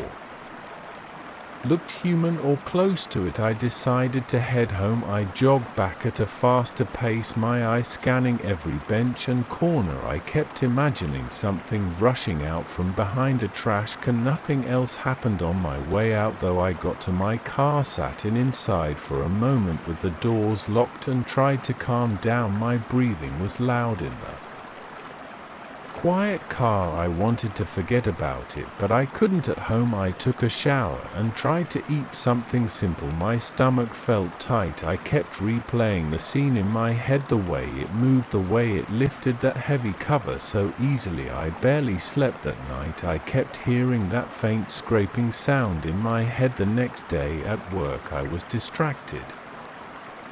I answered a few emails, dealt with a few phone calls, but my mind drifted. I considered telling a coworker, but I didn't want to sound like an idiot. Maybe I would go back to the park in daylight to check that drain. Maybe I would find a clue. After work I drove to the same spot, parked my car and walked over to the bench. The sun was still out. A normal afternoon, people jogging, walking, dogs sitting around, nothing strange. I looked at the bench. I bent down pretending to tie my shoe. I glanced underneath, just dirt, some fallen leaves, a plastic wrapper. I checked the drain cover. It was still there. I tried lifting it again. It barely moved. I'm not a weightlifter, but I'm not weak either. That thing had lifted and moved it aside in a second, then slipped in. I felt my heart pick up speed again. I started walking around the park, looking at the other drain covers. They all seemed identical. I wondered where these drains led, probably to a sewer system beneath the neighborhood. I tried not to think too hard about it. I decided to talk to my friend Nick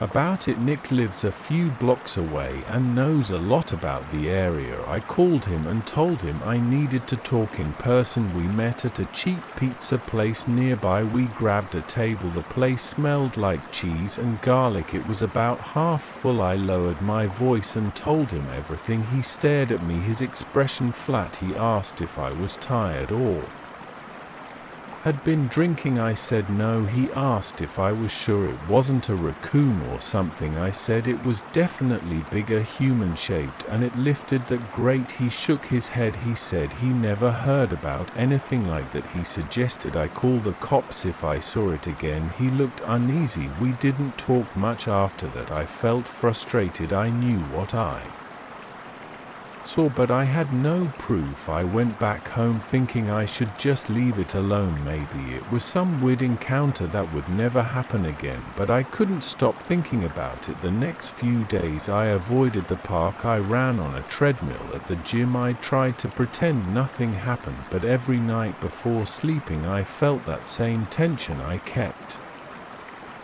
Picturing that figure under the bench, those strange limbs bending, the sudden movement into the drain. After a week, I decided to go back to the park at the same time of day around dusk. I wanted to see if it would appear again. Part of me hoped it was gone. Another part wanted proof that I wasn't imagining things. I brought a small flashlight with me and kept it in my pocket. I wore running clothes and tried to act normal. I jogged around pretending to enjoy the evening air. There were a few people around, so I took my time. After 2 laps, most people had left. The light was fading and I felt the same anxious feeling in my chest. I approached the same bench, moving casually. I slowed down and made a show of checking my phone, and I crouched slightly and looked underneath. The space was empty, just a few leaves and some dirt, nothing strange. I got up and took a few steps toward the drain cover. I pretended to stretch my legs, and while leaning down I quickly shined my flashlight through the holes of the cover. I saw concrete walls and a slight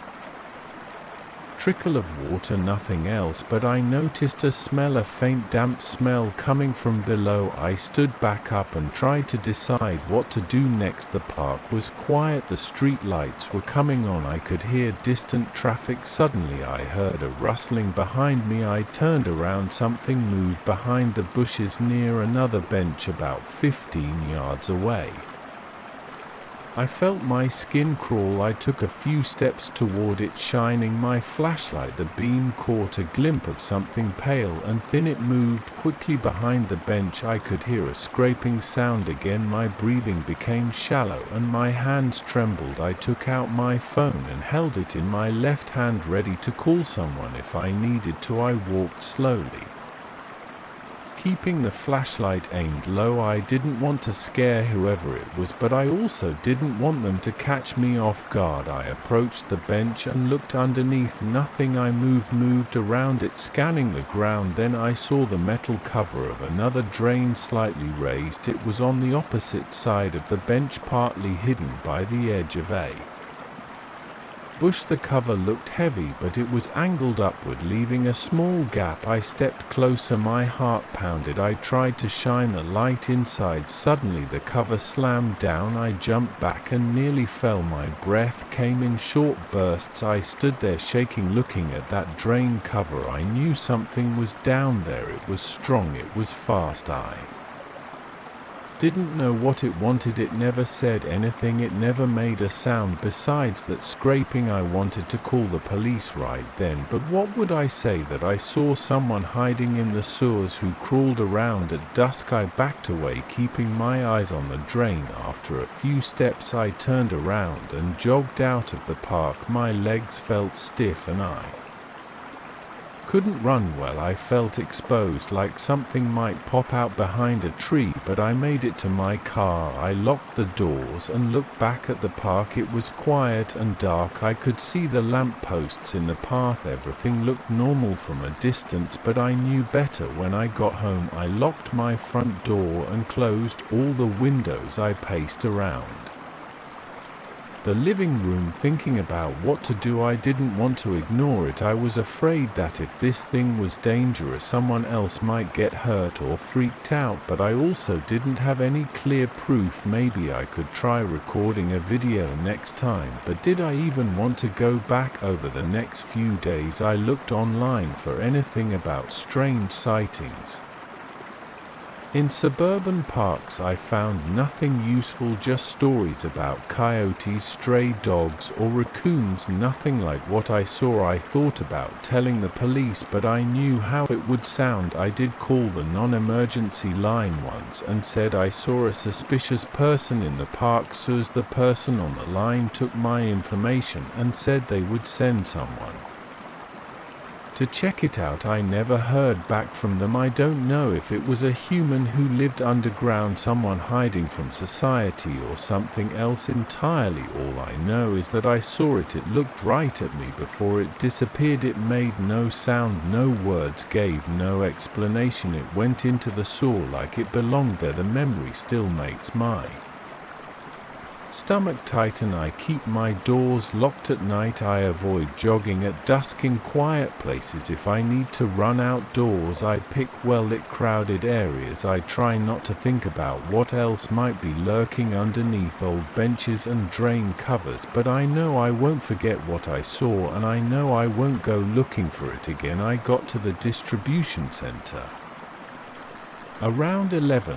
At night there were 2 other guys scheduled, but one called in sick and the other one was working on the opposite end of the building. He was nowhere near the loading docks. The place was big and mostly quiet, just the hum of the overhead lights and a distant engine sound from the refrigeration units. My routine was the same as always: punch in, check the schedule, see which pallets needed unloading, move boxes, and keep an eye on the cameras. Most nights felt the same. I didn't expect anything different. I just wanted to get through my shift without falling asleep on my feet. After about an hour, I was sorting through some cartons near Dock 12. The lights above that area tended to flicker sometimes, but it was never anything dramatic. That night, though, something felt off. I noticed a slight metallic clinking sound. At first it sounded like chains, but I couldn't place where it was coming from. It wasn't loud, it was more like a distant scraping noise, metal links sliding across concrete. I stood still and listened. All I heard was the hum of lights and the occasional rumble of a distant truck on the highway outside. I shrugged it off and kept working. Another hour passed and I went back to the security office to check the monitors. We had several cameras covering the docks, the aisles, and the storage areas. The images were mostly still shots of stacked pallets and empty corridors. I took a sip of my cold coffee and tried not to yawn. Then I heard it again, the chain sound, this time louder. It was sharp and clear. I put the coffee down and leaned toward the door. The noise came from somewhere near Dock 16, a spot that was supposed to be empty that night. We had no trucks scheduled there, no pallets scheduled for loading or unloading in that area. It was just an empty dock with the overhead door closed. I went out of the security room and walked toward the dock area. My boots tapped against the concrete floor. My heart beat a little faster, but I told myself it was nothing, maybe a loose chain on some equipment. I passed Dock 14 and 15. The lights in that section were steady, no flicker. Everything looked normal. I stepped in front of Dock 16 and stood there. It was just a closed overhead door and a flat concrete floor in front of it. Nothing else. No trucks, no pallets, no chains. I listened closely. The place was silent except for a slight buzzing from a light fixture overhead. As I turned to head back, I heard a loud crash behind me. It was so sudden and intense that I felt my stomach tighten. I spun around and stared at the door. Something had made a thunderous noise right there. I couldn't see any damage. The door looked intact. There was nothing on the floor. I could still feel the vibration in my chest. It felt like something heavy had slammed into metal. I took a step forward and ran my hand along the door surface. It was cool to the touch, solid as always. I walked back to the security office, my legs feeling a little shaky. I wanted to check the cameras to see if I could spot anything unusual. Maybe a raccoon got inside, maybe the building settled. I tried to come up with explanations that made sense. Inside the security room, I rewound the footage from the camera that covered Dock 16. The footage showed me approaching the door, standing there, then turning around. Then it showed me reacting to the noise, but there was something else. As I watched carefully, I noticed my shadow on the ground in the footage. It stretched out from my feet, cast by the overhead lights right after the noise. I saw something strange. My shadow moved on its own. It didn't match my body movements. I saw myself spin around and my shadow lagged behind as if it needed a moment to catch up. For a second my shadow shape flickered and shifted without me moving. It was like it was alive and adjusting itself. I felt the hairs on my neck rise. I stared at the screen rewinding and playing that part over and over. It wasn't a glitch in the camera, the rest of the footage was smooth, only my shadow looked wrong. I could see my hand shaking a bit as I tapped the keyboard. I tried switching cameras, checking if some weird angle of light was causing it. Every other angle just confirmed what I saw. My shadow wasn't synced with my body. I didn't know how to handle that. I felt my mouth go dry. I went back out into the main area and stood under the lights. I looked down at my shadow and moved my arm. My shadow followed. I lifted my foot. My shadow lifted its foot. Everything seemed normal in person, but on the camera feed it looked wrong. I had to confirm this. I grabbed a small handheld camera from the supply room. I turned it on and aimed it at myself under the overhead lights. I recorded a few seconds of footage, then played it back on the tiny screen in that handheld recording. I looked normal. My shadow moved with me, so why did the security camera show something different? I returned to the security room and watched the live feed again. I stood where I knew camera 3 could see me on the live monitor. I lifted my right hand. My shadow paused for just a fraction of a second before copying me. I blinked hard and lifted my left foot again. A tiny delay. This wasn't in my head. The security cameras were showing my shadow moving on its own, just a split second off from my body. I felt sweat on my forehead. My arms felt cold. I didn't know who to call. The other guy working was at the far end of the center, and I didn't want to sound insane. He was a part-timer who barely spoke to me. I tried to calm down. I needed to figure this out. I checked the entire perimeter of the dock area. Nothing was out of place. All pallets were accounted for, no chains lying around, no equipment unhooked. I kept hearing that chain sound in my head even though it was quiet. Now I decided to test something. I stood in front of camera 3's coverage area and tried to trick my shadow. I moved quickly, a short hop, a sudden crouch, a wave of my arm on the monitor. My shadow reacted slower than my actual body. It was like a half second behind. Sometimes I saw it jerk awkwardly as if it had to force itself to keep up with me. I felt my stomach clench. I rubbed my eyes and looked again. Nothing changed. I didn't know what the hell to do. This wasn't normal and I had no explanation. I felt like I was losing control of my environment. The air smelled like dust in old cardboard. The concrete floor felt rough under my boots. The overhead lights buzzed. My breathing was short and uneven. I had a knot in my chest. I walked the length of the loading docks, checking each door. Everything was locked and secure. The noise I heard earlier had no source. I went to the electrical room to see if there was something wrong with the wiring or the lights. Everything looked in order, a bunch of cables boxed and switches, no sign of tampering. I flicked a few switches just to see if there was a loose connection. The lights stayed the same, the cameras stayed the same. I tried calling the other guy on the radio. I didn't want to say what was really going on. I just said, "Hey, you notice anything weird tonight?" He replied with a lazy no. "Everything's normal here." I didn't push it. I didn't want to sound crazy. I thanked him and put the radio down. My hands were shaking again. I checked the cameras again. On one of the feeds I could still see my shadow flickering oddly. I stepped out into that area and looked at the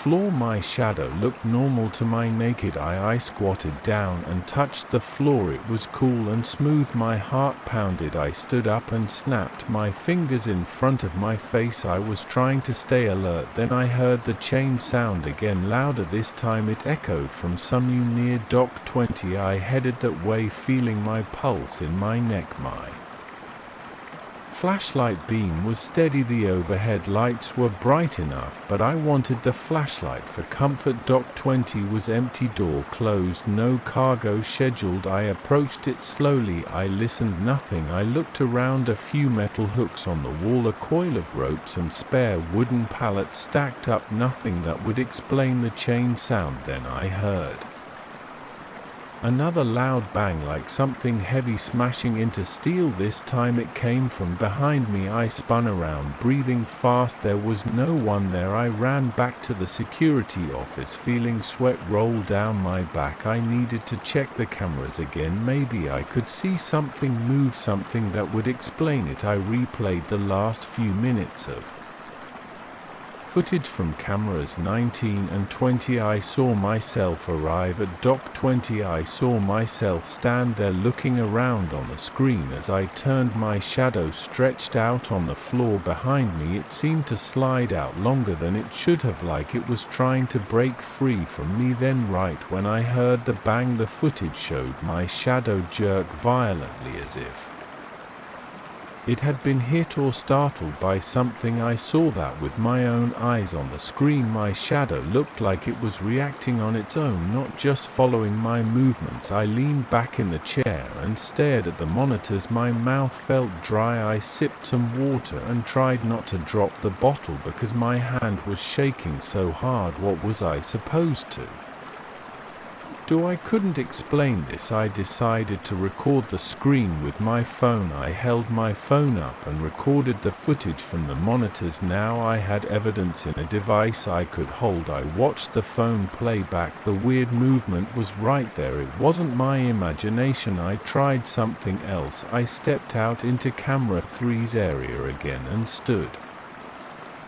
perfectly still. I wanted to see if my shadow moved. Without me moving, I stood like a statue, not even blinking, and then checked the monitor feed. The live image showed me standing still, but my shadow twitched slightly. Its arms stretched a bit when mine didn't. I nearly dropped the phone. I could feel my heart beating in my throat. I needed to leave. I felt trapped in this place. The shift wasn't over, but I didn't care. I walked toward the exit door at the side of the building near the offices. The door was locked from outside, but we had a key. I took out my key and tried it. The door wouldn't open. I twisted the key again. The lock turned, but the door stayed shut, like something was pushing it from outside. I pulled harder, grunting under my breath, but it was stuck. I felt panic building in my chest. I went to the main entrance. It was the door we all used to come in at the start of the shift. That door had a keypad code. I typed in the code. The lock clicked, but the door didn't open. I pressed my shoulder against it. It felt like it was welded shut. I stepped back, breathing hard, and kicked the door. It didn't budge. The sound echoed in the empty reception area. The overhead lights flickered once. I went back into the warehouse looking for something heavy to force the door. I grabbed a long metal pry bar from a maintenance shelf. I tried to wedge it into the door frame. The metal squealed, but the door stayed put. My muscles strained. My hands got red and sore. I gave up for a moment and leaned against the wall, breathing through my mouth. My throat felt tight. I decided to check on the other guy. I walked all the way across the distribution center, calling his name. The place was huge and filled with stacked boxes, pallets, and racks of inventory. My voice echoed. He didn't answer. I checked the office area where he usually worked. Empty. No sign of him. His stuff was there, his jacket on the chair, his half-finished soda on the desk, but he wasn't around. I pulled out my phone and tried calling him. No signal. I tried calling anyone else. No signal. I pressed my phone against my forehead and closed my eyes for a second. I needed another plan. I looked up at the cameras mounted on the high beams. They stared down at me with their small red lights. I wondered if anyone was watching from some remote location. Probably not. I heard the chain sound again. It came from above this time. I looked up at the rafters. I saw nothing but metal beams and cables. The sound scraped across my ears, then stopped. I shone my flashlight upward. Nothing, just steel and dust. I walked back toward the docks, thinking maybe I could open one of the overhead doors. Even if there was no truck, I could just open the door and slip out, but the overhead doors required a keypad as well. I tried one. The keypad beeped, but the door didn't move. I tried another same thing. I yanked on the manual release chain. It was stuck. I pulled harder. The chain didn't budge. It felt like it was welded to the gear. I stood there breathing heavily, my body sweating, my back HDHD. My arms felt weak. I clenched my teeth. I needed to calm down and think straight. I walked to the security office and checked the monitors one more time. The building looked the same on every feed, just a big empty warehouse with boxes, docks and lights, except for the camera that showed me in real time when I stumbled out, breathing hard, looking around the empty parking lot. The sky was dark, the lamps in the lot buzzing. The building behind me looked normal. I tried to understand why the door opened. Now I decided not to question it. I just wanted to get to my car and leave. I looked down at the ground under the parking lot lights. My shadow stretched out in front of me, connected to my feet, moving exactly as I moved. It looked normal. I walked to my car and got in. I turned on the engine and checked the rearview mirror. My eyes were red, my face sweaty in the headlights. I saw my shadow once more. It looked fine. I drove away, my heart pounding, feeling relief with every passing second. I didn't look back. I just wanted to get home and sit in silence. I never reported what happened. I left that job the next week. I didn't explain my reasons. I just said it wasn't for me. The manager looked at me a bit confused, but he didn't ask many questions. I was glad. I didn't want to talk about it. I didn't want to think about it. As far as I know, that place is still running at night with different people working the docks. I wonder if anyone else ever heard chains or saw their shadow move on its own. I don't plan on ever finding out. I pulled into my driveway late that night. The rain had been coming down hard for hours and the streets were quiet. No one was outside. The gutters were overflowing. There were branches on the road and the headlights of my car reflected off the slick pavement. I parked right in front of my house, turned off the engine and listened to the heavy raindrops hitting the roof. I felt exhausted. I had been working a long shift and my clothes were damp from sprinting through the rain. After stopping for some groceries, I remember checking the back seat before I got out. It was a habit. I never left anything valuable in there, but I looked anyway. Everything seemed normal. The doors were locked the second I shut them, and I ran up to my front door, hunching forward to keep my head dry inside. I dropped my keys on the kitchen table and wiped my face with a towel. I tried to relax, but that uneasy feeling settled in my stomach for no clear reason. I stayed up for about an hour, flipping through some mindless TV shows. I remember the sound of the rain getting worse. The house felt small and dark and the light in my living room buzzed slightly. I shut the TV off and decided to get some sleep. The storm outside made it hard to rest. I got up once around midnight and looked out the window at my car. The street lights made the rain shine on the asphalt. I didn't see anything strange. The car sat where I left it. I didn't think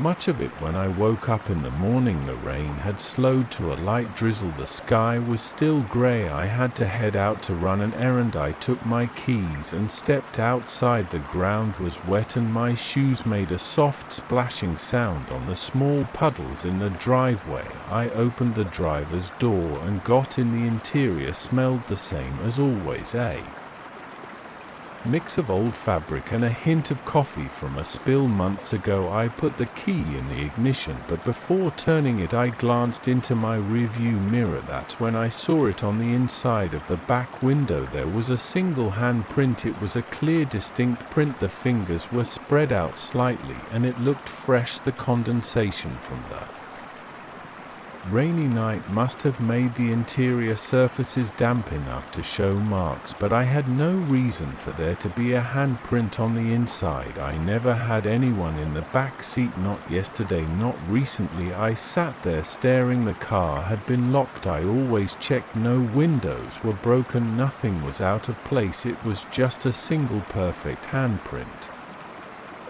My heart started to beat faster and my palms began to sweat. I turned around and looked closely. I leaned over into the back seat area to see if there was anything else. The upholstery was dry. There were no footprints, no dirt. The doors and windows were fine. The handprint had to be human. It was too detailed. I touched the glass next to it. The glass felt cool and slightly damp. I placed my own hand next to the print. It was smaller than mine. I pulled my hand away quickly. My skin tingled. I got out of the car and walked around it. I looked at the trunk. It was locked. I opened it anyway. It was empty. No one could have hidden in there. I checked all the doors. They were locked. None of the locks were damaged.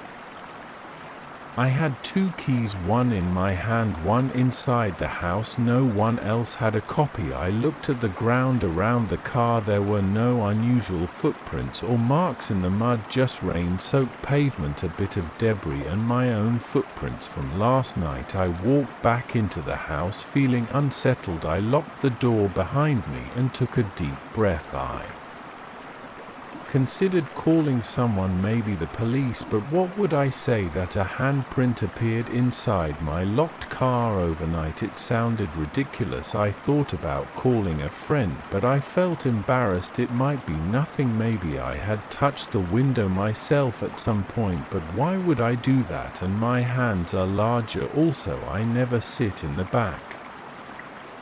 I never had anyone in there. It made no sense. I forced myself to calm down. I told myself to think logically. I went back to the car and wiped the print off with a cloth. My hand shook while I did it. Then I got into the driver's seat and drove off to do my errand. While driving, I kept glancing into the rear view mirror, expecting something else to appear. Nothing did. The rest of the day was uneventful. I came back home, parked in the same spot, locked the car and went inside. The rain had stopped by then and the afternoon was quiet. I tried to watch TV, eat something and relax, but I kept looking out the window toward my car. My chest felt heavy. My breathing grew shallow whenever I thought about that handprint. Later that evening I went out again to the car with a flashlight. It was dark and the street light was dim. I checked the interior thoroughly. I ran my hand along the back seat. The fabric felt normal. I looked under the seats. I checked the glove compartment. I looked at the doors for any signs of forced entry. There was nothing. The air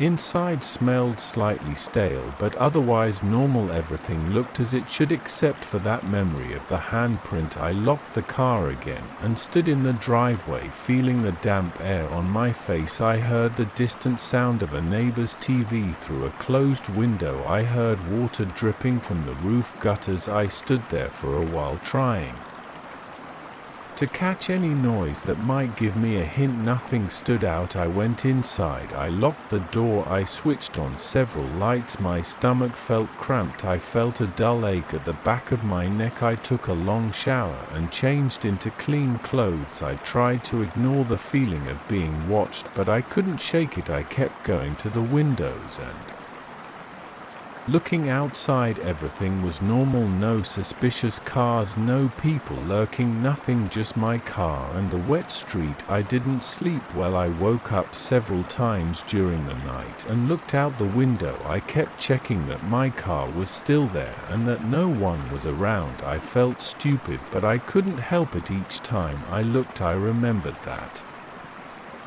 strange handprint. I tried to convince myself that I had somehow made the print or that it was old and I only noticed it now, but it was too distinct. My memory was clear about that window. I cleaned my car often enough to know every spot. The next morning I woke up with a headache. It was early. The sky was still overcast, but the rain had stopped. The car looked fine from the outside. I made coffee and forced down a piece of toast. Then I decided to check the car again just to settle my nerves. When I opened the door, I was careful and observant. I checked all the windows. No new prints. I checked the back window where I had found the mark. It was spotless, just as I had left it after wiping it down. I Sat in the back seat. It felt uncomfortable being there. I never usually sat back there. I looked around from that perspective. I saw the back of the driver's seat, a few strands of lint and a small scuff mark on the door panel from my groceries. At some point I opened and closed the door, checking the locks carefully. Everything functioned as expected. I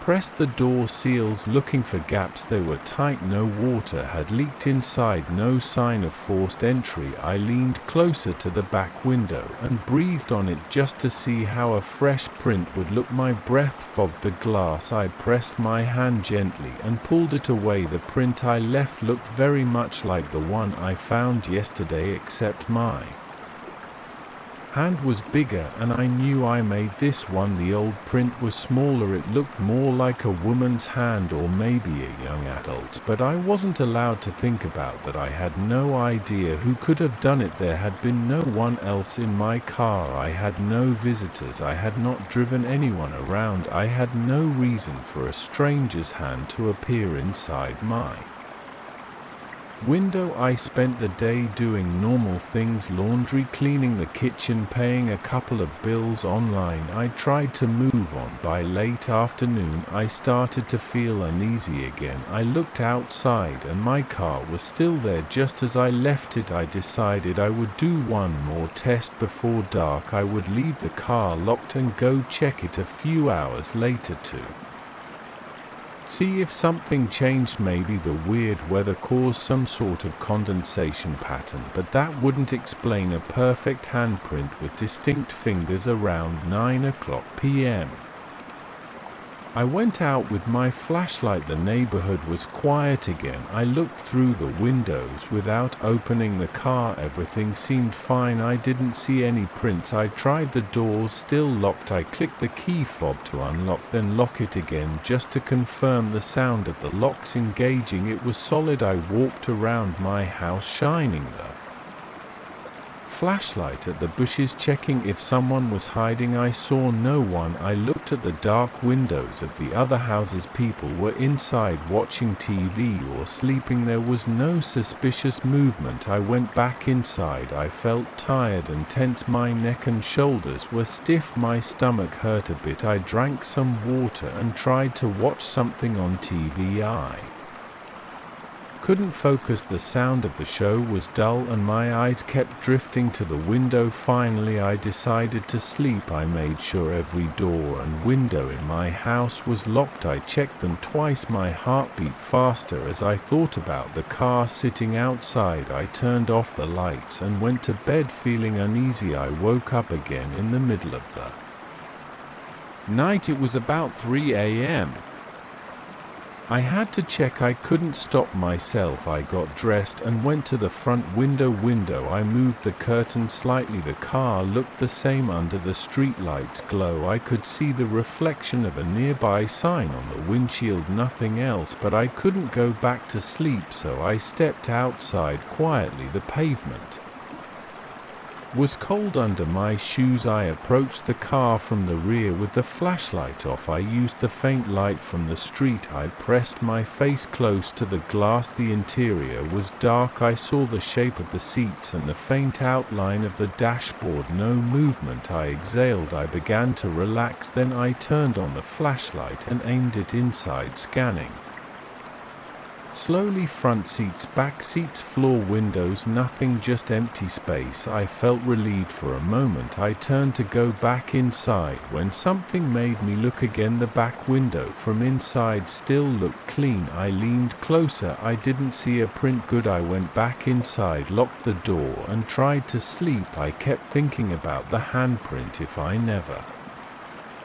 see it again, maybe I can forget it. Maybe it was some weird moment where I didn't remember touching the glass, but I remembered everything clearly. It was driving me crazy, but I decided I had to let it go. The next few days I checked the car less frequently. I drove it around as usual. I watched it carefully each time I got in and out. No new prints. appeared. The memory of that night started to fade. I still felt a bit paranoid, but I tried to return to normal life. The weather cleared up, the sun came out a few times. I washed the car and vacuumed the interior. I felt a bit nervous doing that, but I got through it. Everything looked normal. I worked, I ate, I slept. Nothing strange happened again, but I can't forget the moment I first saw that handprint, the feeling in my stomach, the sweat in my palms, the way my heart thumped. I can't forget the tension in my shoulders as I tried to find a logical explanation. Maybe it will always remain a weird mystery. All I know is that I locked the car, I checked it thoroughly, yet there was that single clear handprint on the inside of the rear window appearing out of nowhere on a stormy night, and I never found out how it got there. I remember that night in clear detail. It was late, probably well past midnight. I had been cleaning my uncle's old house for hours. I had inherited it a few weeks before, and the place was full of dust and old junk that needed to be cleared out before I could put it on the market. I was tired and hungry, but I wanted to finish at least one full round of cleaning before heading home. The house was old, with creaky wood floors and chipped paint on the walls, and it felt stale. I kept the lights on in the main rooms and used a flashlight in the darker corners. The silence of the place started to feel heavy while I was downstairs in the living room, sweeping dust toward a plastic sheet. I heard heavy footsteps on the floor above me. It wasn't a random creak or a settling beam. It sounded like someone walking slowly, one step after another, across the wooden floor in the upstairs hallway. The steps were firm, not hurried, and definitely not just the wind or the house settling. I stood still for a moment, holding the broom tight. I listened to see if the steps would continue. They did, maybe 3 or 4 steps, then stopped. The hair on my arm stood up. My heart started pounding. I didn't say anything out loud right then. I just took a breath, put the broom down, and decided to go upstairs and see what was going on. I had locked the doors. No one should have been there. I took my flashlight and went up the staircase slowly, my shoes making soft scraping sounds against the worn steps at the top. I stood in the hallway. I shone the flashlight around. The hall was long and had several rooms on each side. The dust in the beam of light drifted slowly. I checked the floorboards. They were covered in dust. If anyone had walked there, I should have seen footprints. The dust was thick and untouched, like no one had walked there in months. The wood surface was smooth and grayish with dust. No shoe prints, no smears. I stepped into each room, shining the flashlight around old furniture with sheets draped over them, empty closets, peeling wallpaper, dusty floors. Nothing moved, no fresh tracks, nothing. I swallowed hard and felt my throat go dry. I went back downstairs, shaking my head, trying to convince myself I had misheard something, maybe an old pipe or some animal in the attic, but it hadn't sounded like an animal. It was too steady, too much like a human. Step back in the living room. I picked up the broom again and tried to focus on my work. I wanted to get done and leave. The sooner I finished, the sooner I could lock up and go. I started sweeping again, but after a few minutes I heard the footsteps a second time, heavy steps above me crossing the floor. This time I felt a jolt in my stomach. I turned off the vacuum I had just switched on and listened. 1, 2, 3 steps, then silence. I hurried upstairs, skipping the last 2 steps, and looked around again. Nothing disturbed, no footprints, dust untouched. I stood there, sweating, my shirt sticking to my back. I checked every room, opening closet doors fully, looking behind old chairs. I listened at the attic door, just silence. I tried talking. Hello, I called out. My voice echoed. I got no answer. I felt ridiculous talking to empty rooms. I went back downstairs and tried to work again. I kept turning my head, listening. Each time I started to relax, the footsteps would come back. They were always slow, heavy, and always above wherever I stood. If I was in the living room, they were directly above in the hallway. If I moved to the kitchen, the steps would be above the kitchen, but no matter how fast I moved upstairs, I never caught anyone. The dust was always the same, undisturbed. After maybe an hour of this back and forth, I started feeling tightness in my chest, my hands shook, my mouth went dry.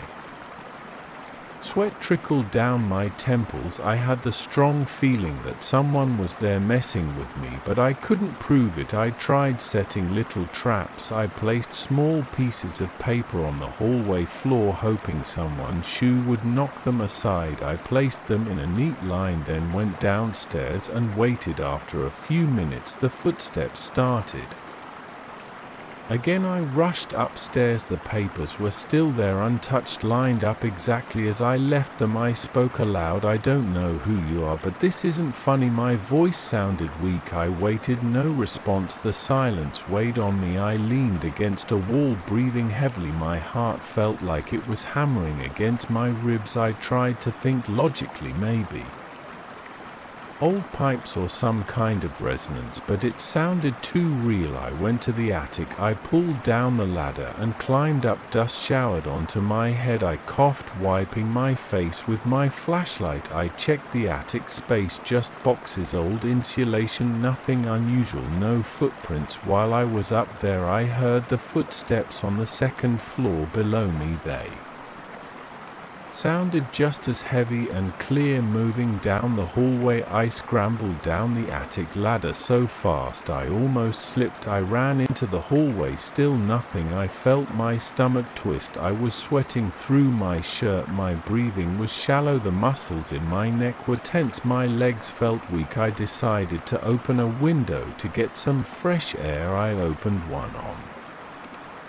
the second floor and leaned out. The night was quiet and cold. I could see the empty street below, a few dim street lights, no one around. I stayed there for a few minutes listening for sounds outside, but heard nothing unusual. I closed the window and turned back to the hall. Everything was quiet again. I thought about leaving the house right then. I could finish cleaning another day, but I needed to get things done. I needed to prepare the place for sale, and my schedule was tight. I told myself I would ignore the noises. I went downstairs, found a bottle of water in my bag and drank it. I tried to steady my breathing. I wiped sweat from my forehead with the back of my hand. Back in the living room, I started vacuuming. The vacuum's roar filled my ears. I felt less alone with the noise, even though it prevented me from hearing anything else. After a while I shut it off and listened. Almost immediately the footsteps started above me. My heart jumped. I forced myself to march upstairs. Immediately I walked slowly, shining the flashlight, stepping carefully. The footsteps stopped as soon as I reached the top. I checked everything again, same as before. I decided to try turning off all the upstairs lights and just using my flashlight. Maybe I could catch whoever it was by surprise. I went to the fuse box downstairs, flipped the breakers for the upstairs lights and climbed back up with my flashlight.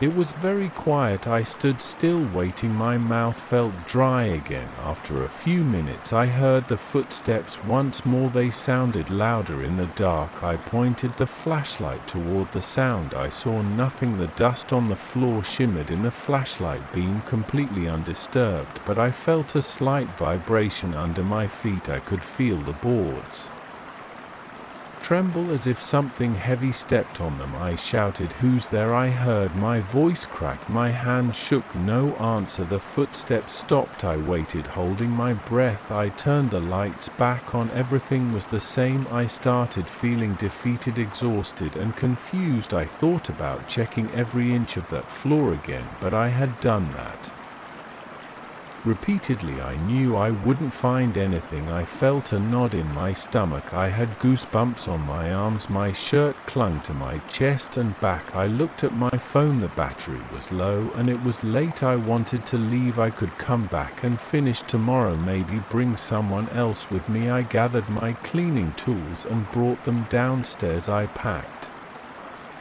What I could into a bag, I made sure the front door was still locked from the inside.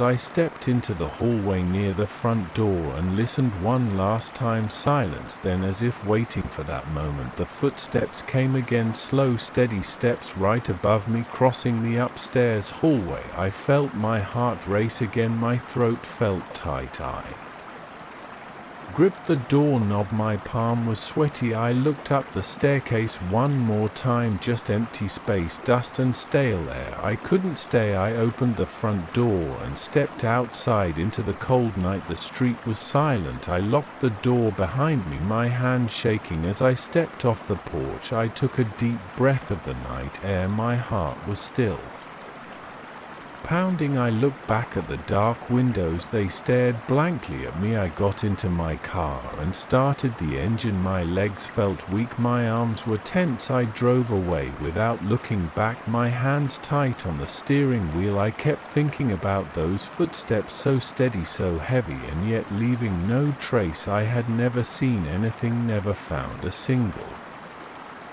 sign of a person, just that sound echoing through the old wood as if mocking me. I left that night and I didn't return until I could bring someone else with me. Even then I wasn't sure I wanted to spend another minute in that place alone. I set up my tent in a small clearing just before sunset. I chose that spot because it looked flat and the ground felt dry. There were a few thin trees scattered around in a low brush that didn't seem to hide any larger animals. The air smelled like damp leaves and the soil felt firm under my boots. I hadn't seen anyone else on the trail for a while, so I assumed I would have the place to myself. I didn't mind being alone. I wanted a quiet night out, away from people, just resting and waiting for morning. After I unpacked my gear, I ate some of the snacks I carried with me and drank from my water bottle. I checked my flashlight to ensure the batteries were good. Then I laid my sleeping bag inside the tent. By that time it was getting dark. The sky had lost most of its light and only a faint glow remained on the horizon. Inside my tent I could still see the shape of my hand if I lifted it close to my face, but everything else looked black. I zipped up the flap and settled in, hoping to sleep early. My plan was to wake up with the sun and hike back out. I remember lying there breathing slowly, listening to the small sounds around me. I heard crickets and some other insects clicking or buzzing quietly. The wind moved the branches and rustled the leaves. The tent's fabric shifted softly when a breeze passed. I felt calm. The day's hike had left me a bit tired and my shoulders and calves ADHD, but it was a familiar ache and it wouldn't keep me from sleeping. At some point I drifted off, I'm not sure how long.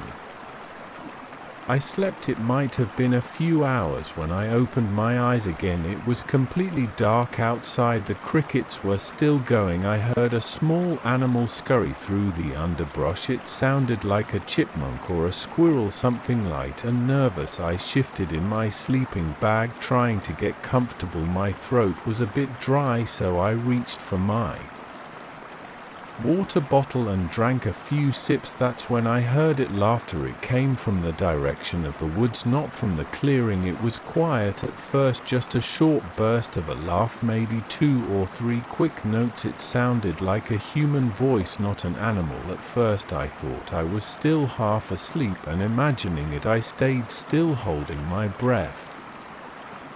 Then I heard it again. This time it was a bit louder and it seemed closer. It sounded like a man's laugh, maybe a low chuckle. I didn't like that I hadn't seen anyone all afternoon. I chose that spot because it was off the main path. I couldn't think of a reason for someone else to be walking around laughing in the woods this late at night. I felt my heart pick up speed. I turned onto my side and listened carefully. Another laugh came and then another. They were short and uneven. It wasn't a steady cackle. It was more like someone letting out quiet bursts of laughter for no clear reason. There was no conversation, no footsteps that I could hear, just laughter. I reached for my flashlight. I slid my hand Slowly trying not to make noise, I switched it on inside the tent. The interior lit up and I realized I might be making myself visible, so I turned it off again, waiting. The laughter stopped for a moment. I held my breath. After maybe 30 seconds it started again, a bit louder and maybe even closer. Now it sounded like it was just beyond the clearing, maybe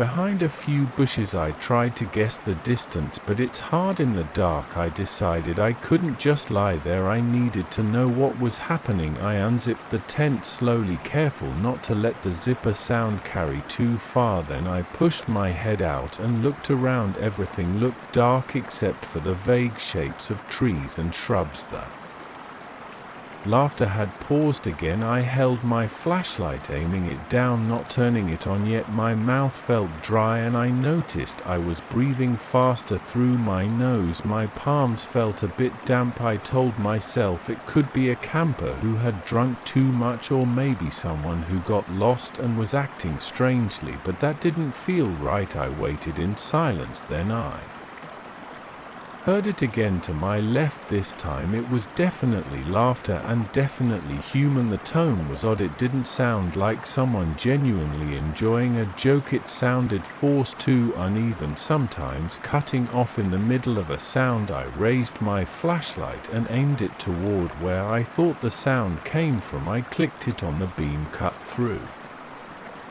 the dark trees. I saw branches, leaves, and a patch of ground covered in dead leaves. I saw no one. The laughter stopped immediately when the light shone in that direction. I held the light steady, trying not to shake. I wanted to see if someone would move or if I could catch a glimpse of a person hiding. Nothing. I turned the flashlight off again, swallowing hard, and listened. The silence dragged on. The crickets were still chirping, but that strange laughter was gone. I considered calling out, but I didn't like the idea of revealing my exact position or that I was alone. I decided to stay quiet. I pulled my head back inside the tent and zipped it up, leaving a small gap to listen. After a few minutes I heard it again. This time it was on the opposite side of the clearing. The sound was clearer and I could almost feel the presence of whoever was making it. They were not talking, just laughing. The laugh would stop whenever I turned on my flashlight. I tested it again. I leaned out and aimed the beam in that direction and the sound cut off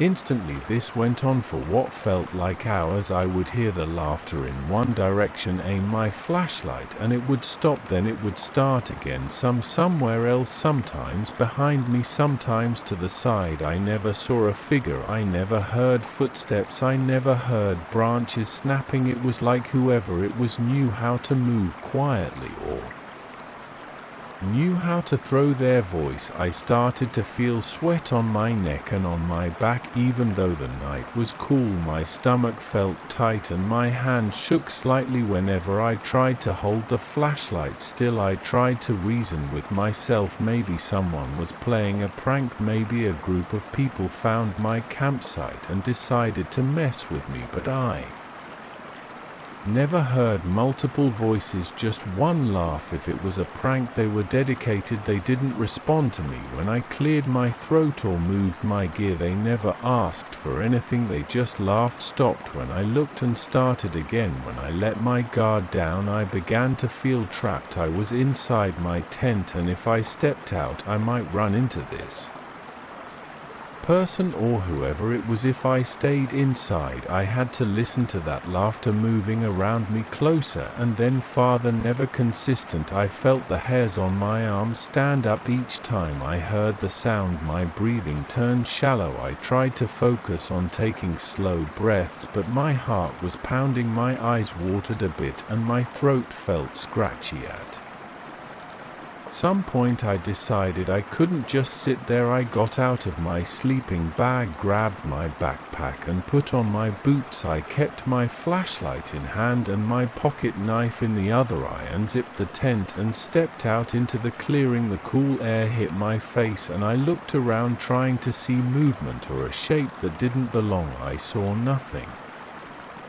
unusual, just the dark outlines of trees and some undergrowth. The laughter had stopped again. I stood there holding the flashlight but not turning it on. My muscles felt tense and I decided it wasn't worth it. I stayed in the tent gripping the flashlight and the knife and waiting for the sky to brighten. The last after continued off and on. Sometimes I went several minutes without hearing it. Each time it returned my heart would jump. I couldn't calm down. My mouth felt dry and I had to keep swallowing. I took small sips of water, but I didn't want to drink too much and have to step out of the tent. After what felt like hours, I noticed a slight change in the darkness outside. The night was slowly weakening. The sky began to lighten just a bit. I unzipped the tent again and looked out. The shapes of the trees were clearer now. I could see a few rocks on the ground. The laughter had stopped for a while. I waited, scanning the area, expecting to hear it again. I stepped out and looked around carefully. I still saw no sign of anyone else, no footprints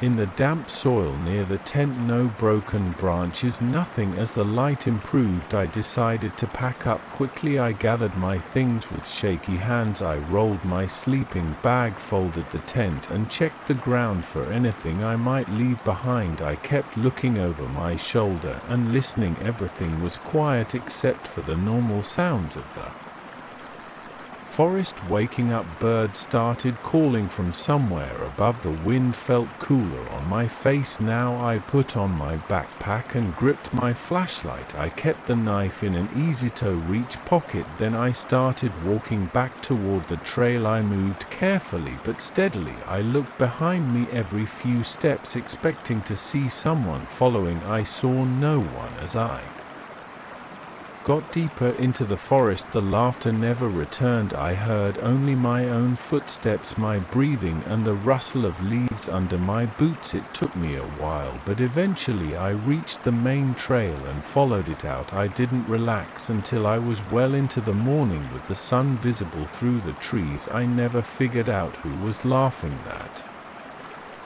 night. I never saw a face, never heard a word. I just knew that whoever it was didn't want to show themselves. They were there though, moving around, getting closer, and then backing off. I made it out of that forest without seeing anyone else. I got back to my car, threw my gear in the trunk and drove away. My hands were still a bit shaky as I gripped the steering wheel. I felt relieved to be away from those trees. I still don't know what that was about. I just know I won't forget that laughter cutting through the dark, stopping every time I tried to catch it with my light. And I know I won't be camping alone in that area again. I woke up in the middle of the night because I heard something moving in the living room. I had gone to sleep a few hours before and I was sure I was alone. I lived alone. I had no roommates, no guests, no pets. The noise was soft, like something brushing against the coffee table. I held my breath, stayed still in bed and waited. I listened for a while, but I heard nothing else. After a few minutes I got up and walked quietly across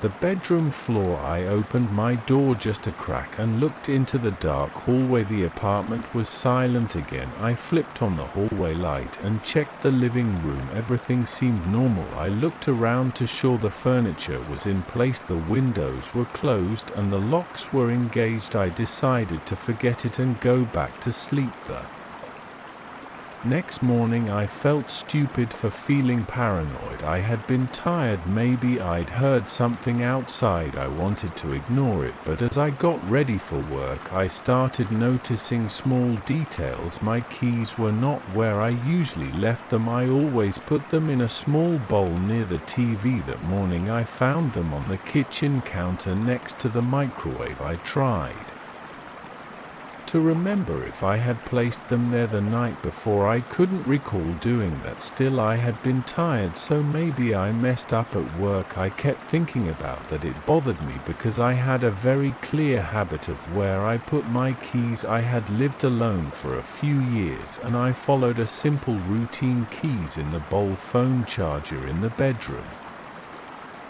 Wallet in the top drawer of my desk. I never changed these habits. They helped me avoid losing things, but maybe I was just stressed. When I got home that evening, I checked the door carefully. The lock looked fine. Nothing seemed forced. I took a quick look inside every room. I looked in the bathroom, under the bed, inside the closet, even in the small storage area in the hallway. Nothing, nobody was there. I left my phone charger on my nightstand and made dinner. I watched some TV and tried to relax before going to sleep. I brushed my teeth and went back to the bedroom. My phone charger was gone. I had left it plugged into the outlet next to my bed. I found it a few minutes later in the bathroom on top of the sink. That made my chest feel tight. I stood there looking at the charger in my hand, trying to process what that meant. If someone had entered my apartment, wouldn't I have heard something? There were no signs of forced entry. Maybe I was sleepwalking. I never had a history of that, but I couldn't explain it otherwise. I didn't sleep well that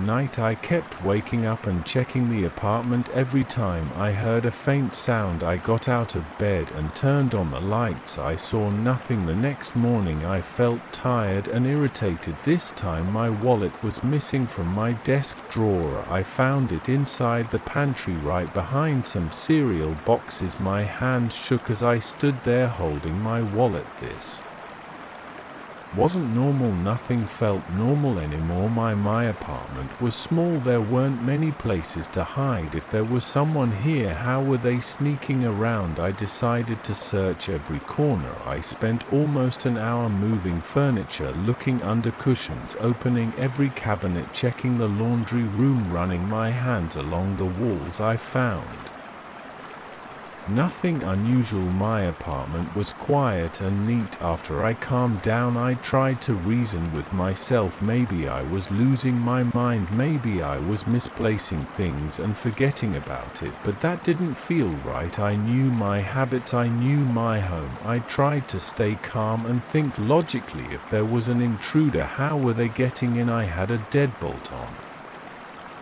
the front door. The windows had locks. There was no balcony or fire escape. I was on the 3rd floor. I decided to change the lock on my front door. As a precaution, I went out that afternoon, bought a new lock and installed it before dinner. I felt a bit more confident after that. That night before sleeping, I made sure everything was in place. Keys in the bowl, charger plugged in, wallet in the drawer. I turned off the lights and got into bed. I tried to stay awake, listening for any sounds, but I eventually drifted off. I woke up early in the morning and checked the apartment immediately. My charger was missing again. I found it inside my shoe near the front door. My stomach felt heavy and my face got warm. My neck felt tense and I started sweating. Someone was messing with me. Someone was in here while I slept. I wondered if they were watching me right now. I decided to get serious about this. I didn't want to call the police yet. I had no proof of a break-in, just weird placements of my belongings. Still, I needed to know what was going on. I bought a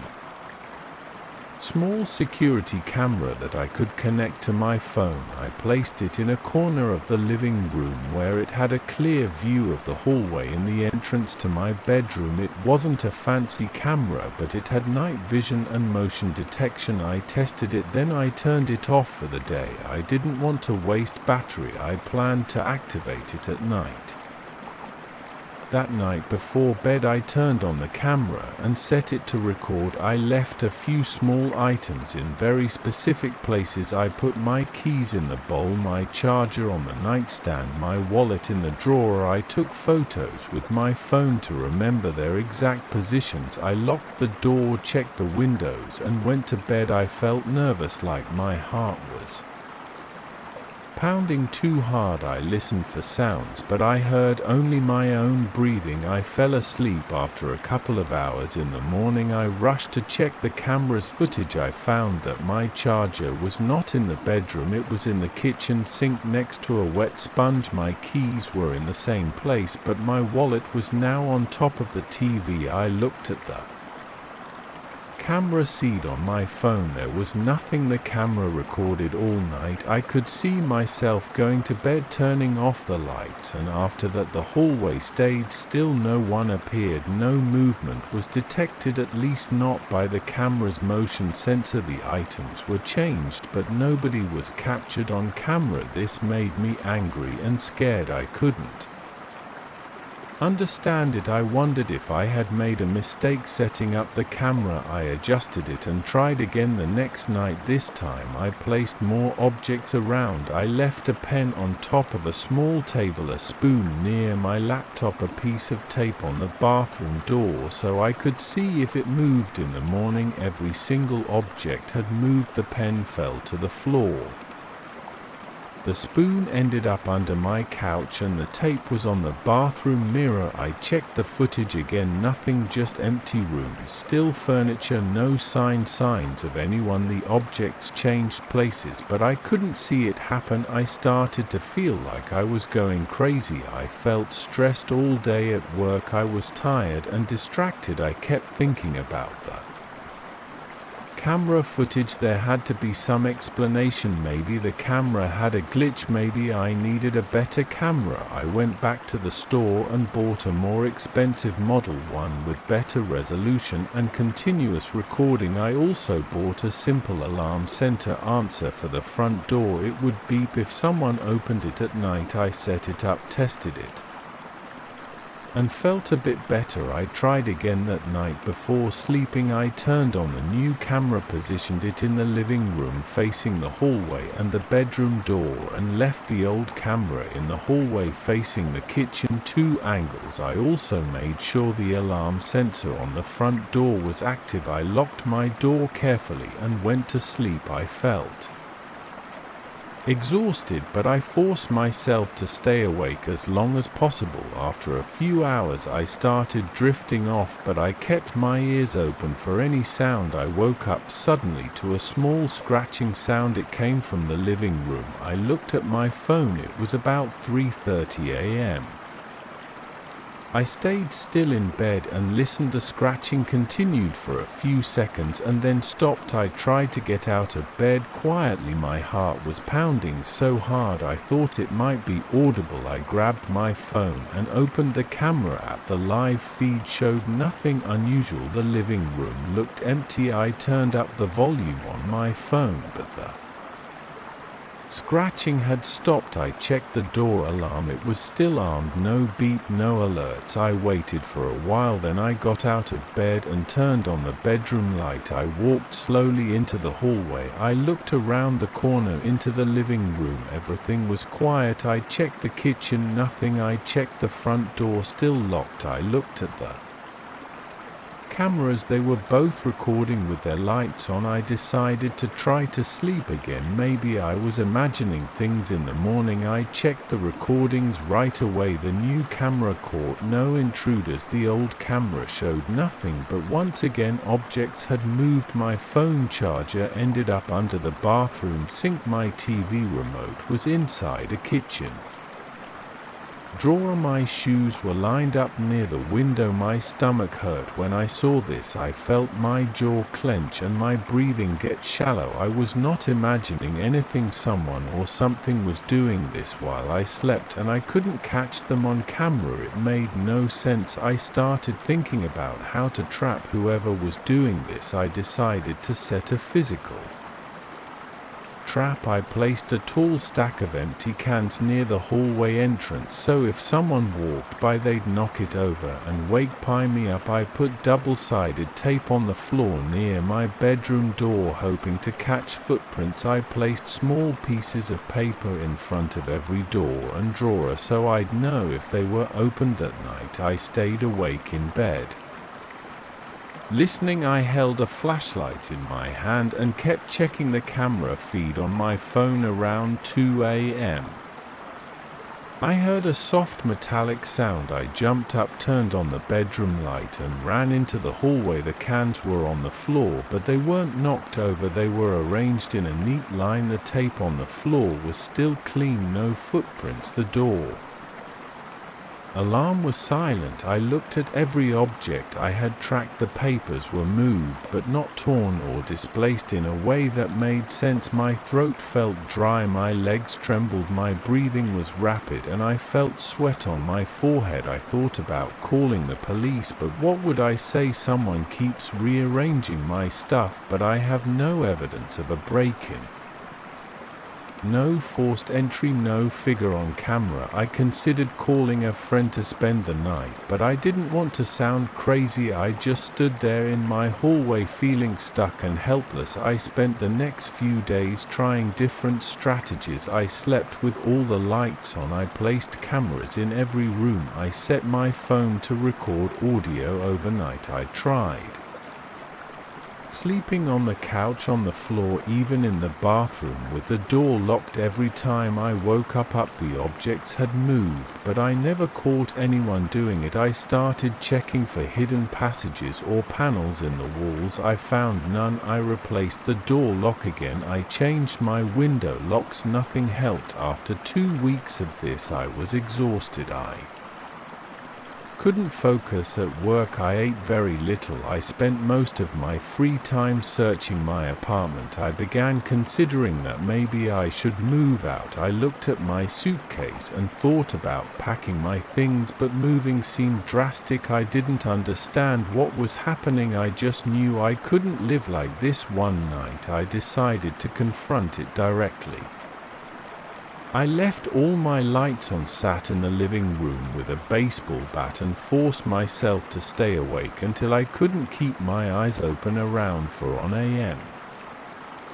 My eyes started closing. I slapped my face, drank some water, walked around the apartment. I heard a faint sound in the bathroom. I ran there with the bat, flicked the switch and found nothing. I looked at the sink, the shower, the toilet. Nothing moved, but behind me I heard something shift in the hallway. I spun around. Nothing was there. I felt goosebumps on my arms. My heart was beating fast. I talked out loud, demanding whoever was there to show themselves. No response, just silence. In the morning, after another sleepless night, I saw that my shoes had been placed inside the shower. My phone charger was balanced on top of the door frame. My wallet was stuck behind the couch cushions. I felt elated and sat on the floor. I stayed there for a long time thinking about what to do. I couldn't catch anyone. I couldn't see anyone. My cameras caught no one, but every night the same thing happened. Objects moved around as if someone was toying with me. My body felt tense all the time.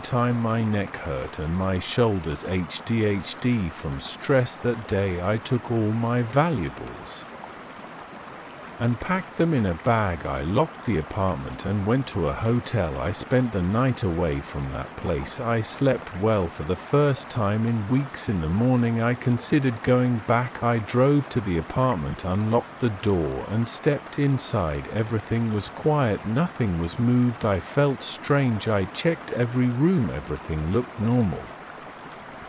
But I knew if I stayed long enough it would start again. I didn't want to live like that, so I took my bag, locked the door behind me and left. I never solved the mystery. I just walked away. I woke up feeling heavy and off balance. My neck was stiff and my eyes burned. I had not slept well. I had stayed up too late reading random news articles on my phone and watching short videos that did not hold my attention. I remember dragging myself to bed sometime after 3 o'clock in the morning. The cheap bedside clock had read 37 a.m. When I finally turned off the light. Now it was about 7 o'clock. My head was throbbing with a dull ache. I stood there near my bed, blinking at the weak morning light coming through the window. I wanted to wash my face and see if that helped clear my mind. I walked down the short hallway to my bathroom. The bathroom was small, just enough room for a toilet.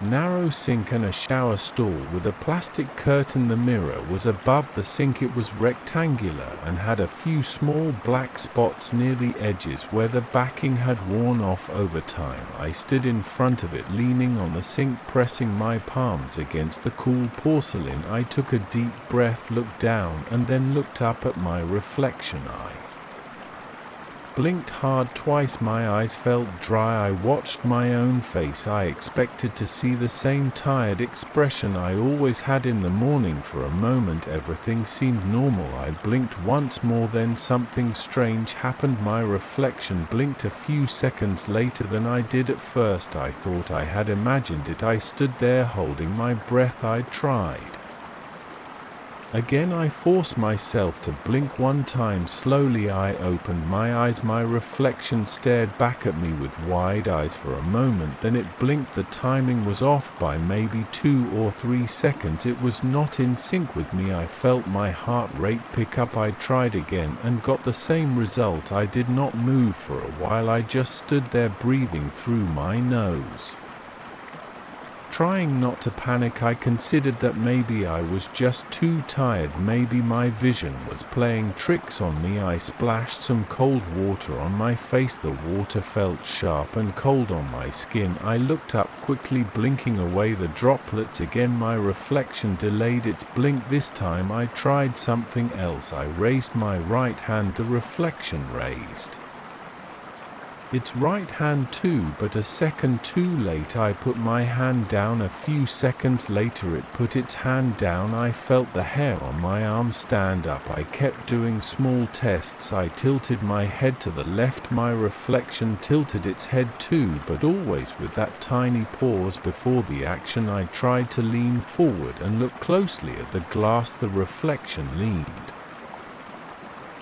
Late I turned my head to the side and it did the same, trailing behind me by a couple of seconds. My mouth went dry. I rubbed my eyes and checked again. Nothing changed. The mirror looked normal. The edges were the same. The frame was dusty as usual. The lighting was normal, but this behavior made no sense. I decided to step back into the hallway. I left the bathroom and returned after a few seconds, hoping that the reflection would reset itself. I walked back in and looked straight at the mirror. My reflection looked tired, just like I felt, but when I blinked it still did not blink. At the same time it waited a moment before following my action. I felt a cold tension in my stomach. I wiped my face with a towel. I looked around the bathroom. Everything else was normal. The shower curtain was where I left it. The toothbrush stood in its holder. I could hear distant traffic noise through the closed window. My apartment was small and quiet. I listened carefully, but nothing seemed out of place. I walked out again into my bedroom and checked myself in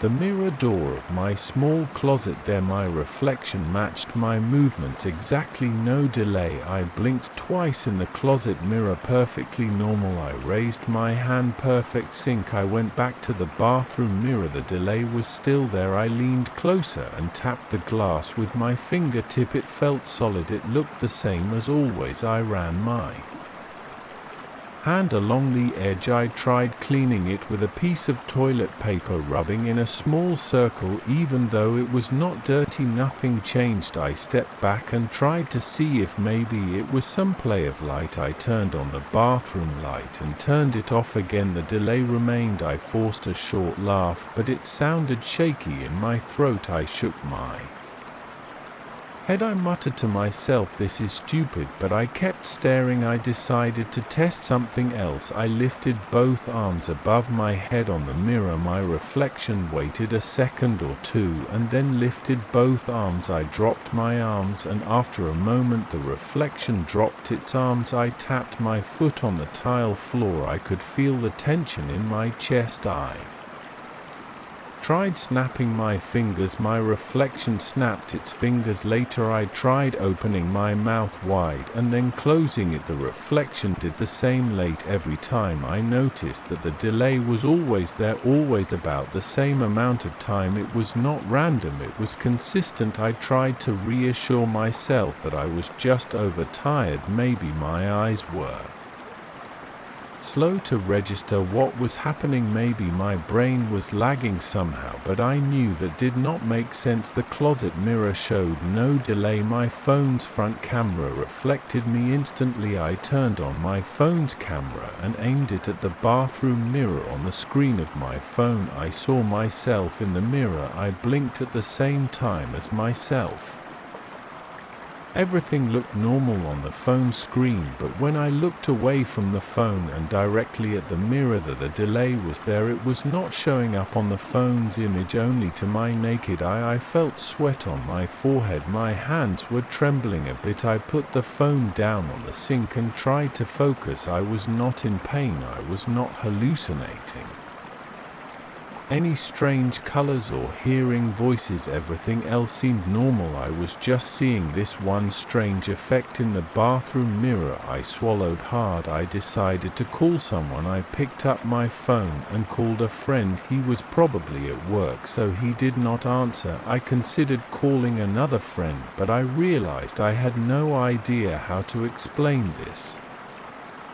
Without sounding like I had lost my mind, I hung up and looked back at the mirror. The reflection stood there calm, just delayed. I tried making small sudden movements to see if it could ever catch up. I waved my hand quickly in front of my face. The reflection lagged behind. The delay never changed. I wanted to leave the apartment and forget about it, but something kept me there, watching, testing, trying to understand. I checked the wall behind me, the ceiling, the floor. Everything looked normal. The mirror's edges were secure on the wall. It was an old mirror that came with the apartment when I moved in a few years ago. I had never noticed anything odd about it before. I tried speaking out loud. "Hello, my reflection opened its mouth a couple seconds later, and I saw it shape the word hello silently. I pressed my hand against my chest. My heart was pounding harder now. I could see my own frightened expression appearing on my face, and then 2 seconds later on the reflection. I tried not to panic. I tried to stay focused. I had to find some logical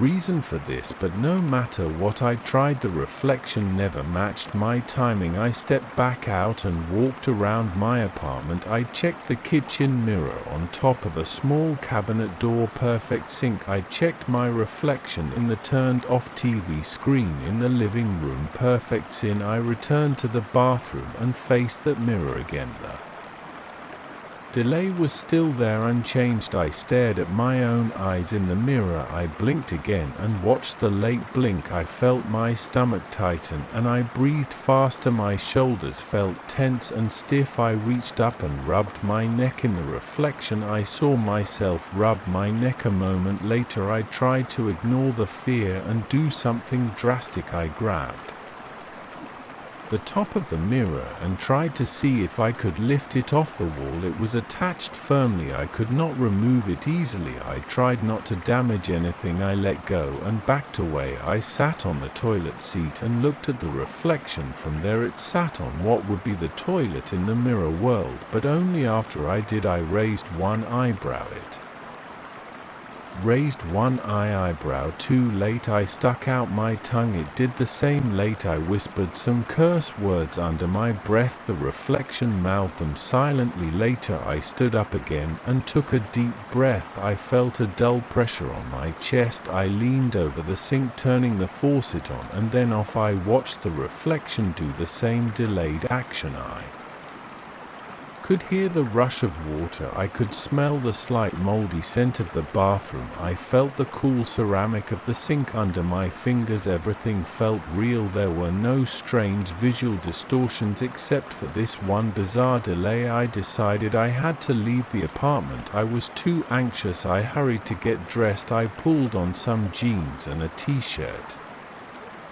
I put on my sneakers and jacket before leaving. I returned one last time to the bathroom and faced the mirror. The reflection faced me. I raised my right hand very slowly, and after a few seconds it did the same. I blinked once and it blinked late. I walked outside. The air was cool and the street was quiet except for a few cars passing. I walked down the block to a nearby cafe. Inside, the smell of coffee and pastry surrounded me. I glanced at the large window at the front of the shop. The window showed my reflection from outside. I lifted my arm and blinked. The window reflection matched me perfectly. I sighed in relief. I felt safer around normal reflections. I ordered a coffee and sat at a small table. I tapped my phone on the table. My knee bounced up and down. I looked around. People were minding their own business. I noticed a small mirror behind the bar near the espresso machine. It was placed at an angle. I could see part of my face in it. If I leaned forward, I decided to check that reflection. I got up and pretended to look at the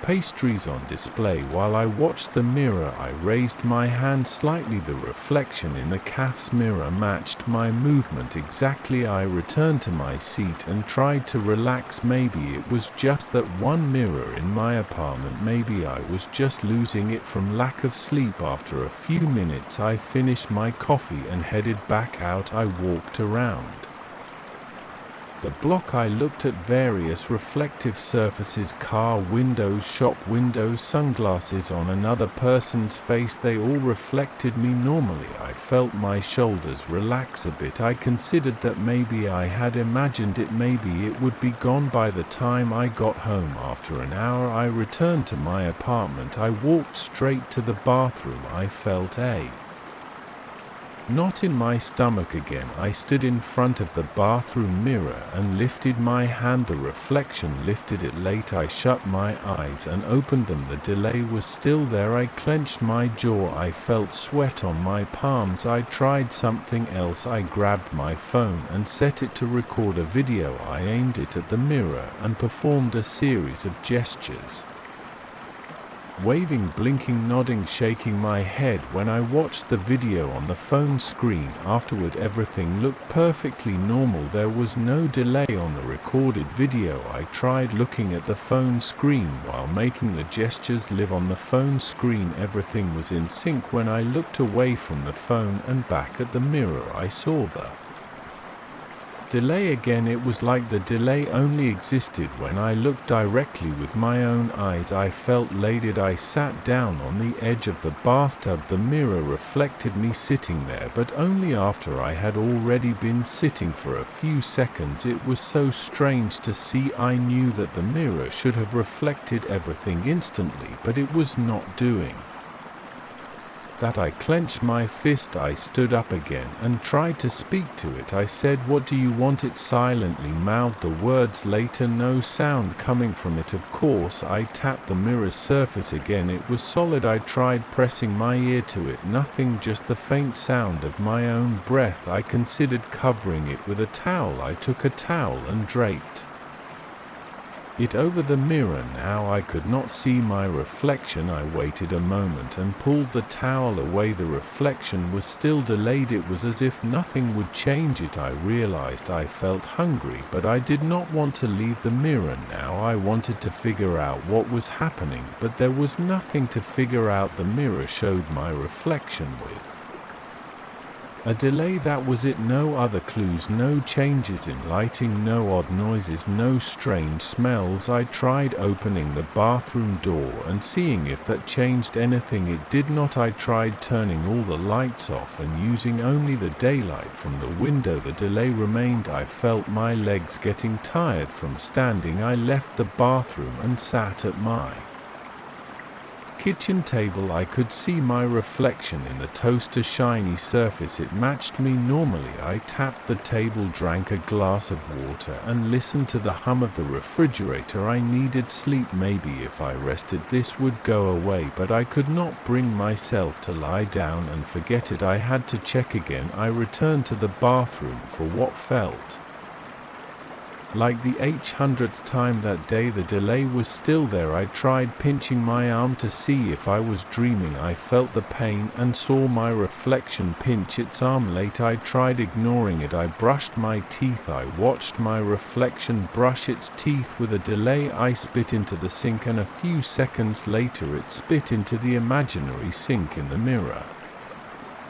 I washed my face and the reflection lagged behind. I combed my hair and saw the delayed version do it after me. I could not understand why this was happening and it frightened me, but I was also exhausted. I stopped testing and just stood still. After a while I stepped back and left the bathroom. I closed the door. I sat on my bed. My heart was still beating fast. My face felt hot. I wanted to calm down. I stared at the closed bathroom door for a few minutes. The apartment was quiet. My phone buzzed once with a spam notification. I ignored it. I thought about leaving the apartment again, but that did not solve anything. The problem was in the bathroom mirror, or maybe the problem was with my own eyes. I could not tell anyone about this. They would think I was joking or losing my mind. I got up and slowly opened the bathroom door. The mirror was right there on the wall, looking innocent. The first stepped in front of it again. I raised my hand and it raised its hand late. I blinked and it blinked late. I took a deep breath. I looked closely at my own eyes. In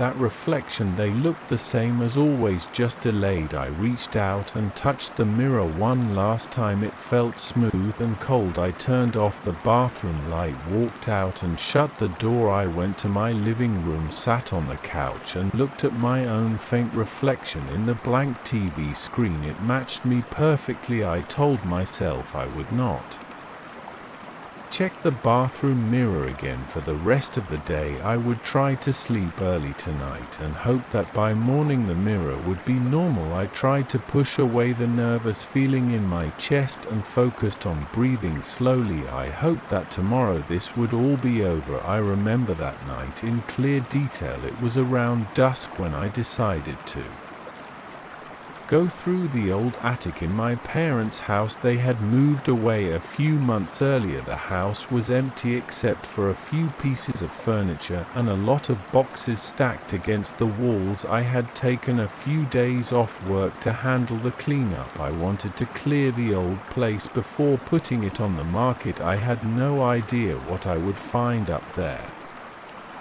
but I didn't expect an old rotary phone sitting in a dusty corner. I didn't expect it to ring in the middle of the night. I didn't expect to pick it up and hear those voices. I was in my late 30s at that time. I had never cared much about old things. I wasn't nostalgic. I just wanted the attic cleared, the walls cleaned, and everything sold were thrown out. The attic was hot and the air was stale. There was a single light bulb hanging from the ceiling and it gave off a weak yellowish light. I could see dust particles floating around. There were boxes full of old clothes, some old magazines, a few broken appliances that my father must have shoved up there years ago. I sorted through them one by one, checking what could be donated and what should be tossed. After an hour or so I saw the phone. It was a black rotary phone with a thick handset and a curly cord. It had a simple shape, no branding that I could recognize, just a dial and a receiver. I picked it up. It was heavier than the phones I knew as a kid. The cord ended in a strange connector, not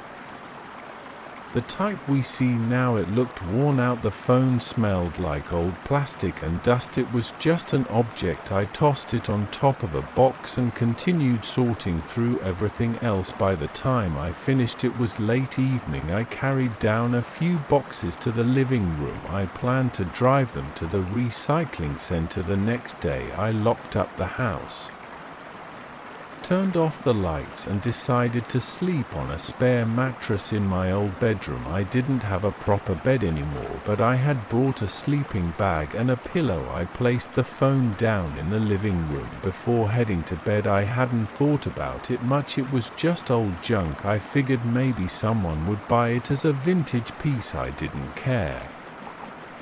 At the time I turned off the hallway light and went to my bedroom. My bedroom was almost empty. The walls were bare, the closet was empty, and there was just a small lamp next to my mattress. I laid down and tried to relax. The house was silent. Outside I could hear a faint hum of a distant car or some wind, but inside everything was quiet. Eventually I Dozed off. I'm not sure what time it was when I heard the first ring. At first I thought I was dreaming. The sound was distant and muffled. It was that old-fashioned ring, the type I hadn't heard in years. I opened my eyes and listened. It rang again. I recognized it immediately as the old phone. I sat up and rubbed my face. My heart wasn't pounding yet. I was just confused. I got up, walked to the living room and turned on the overhead light. The phone was on top of a box. It was ringing. The dial was not lit up, of course, and it wasn't connected to anything. I checked the cord. It was not plugged into any outlet. I stared at it. It rang a third time. My mouth felt dry. My scalp tingled. I reached out and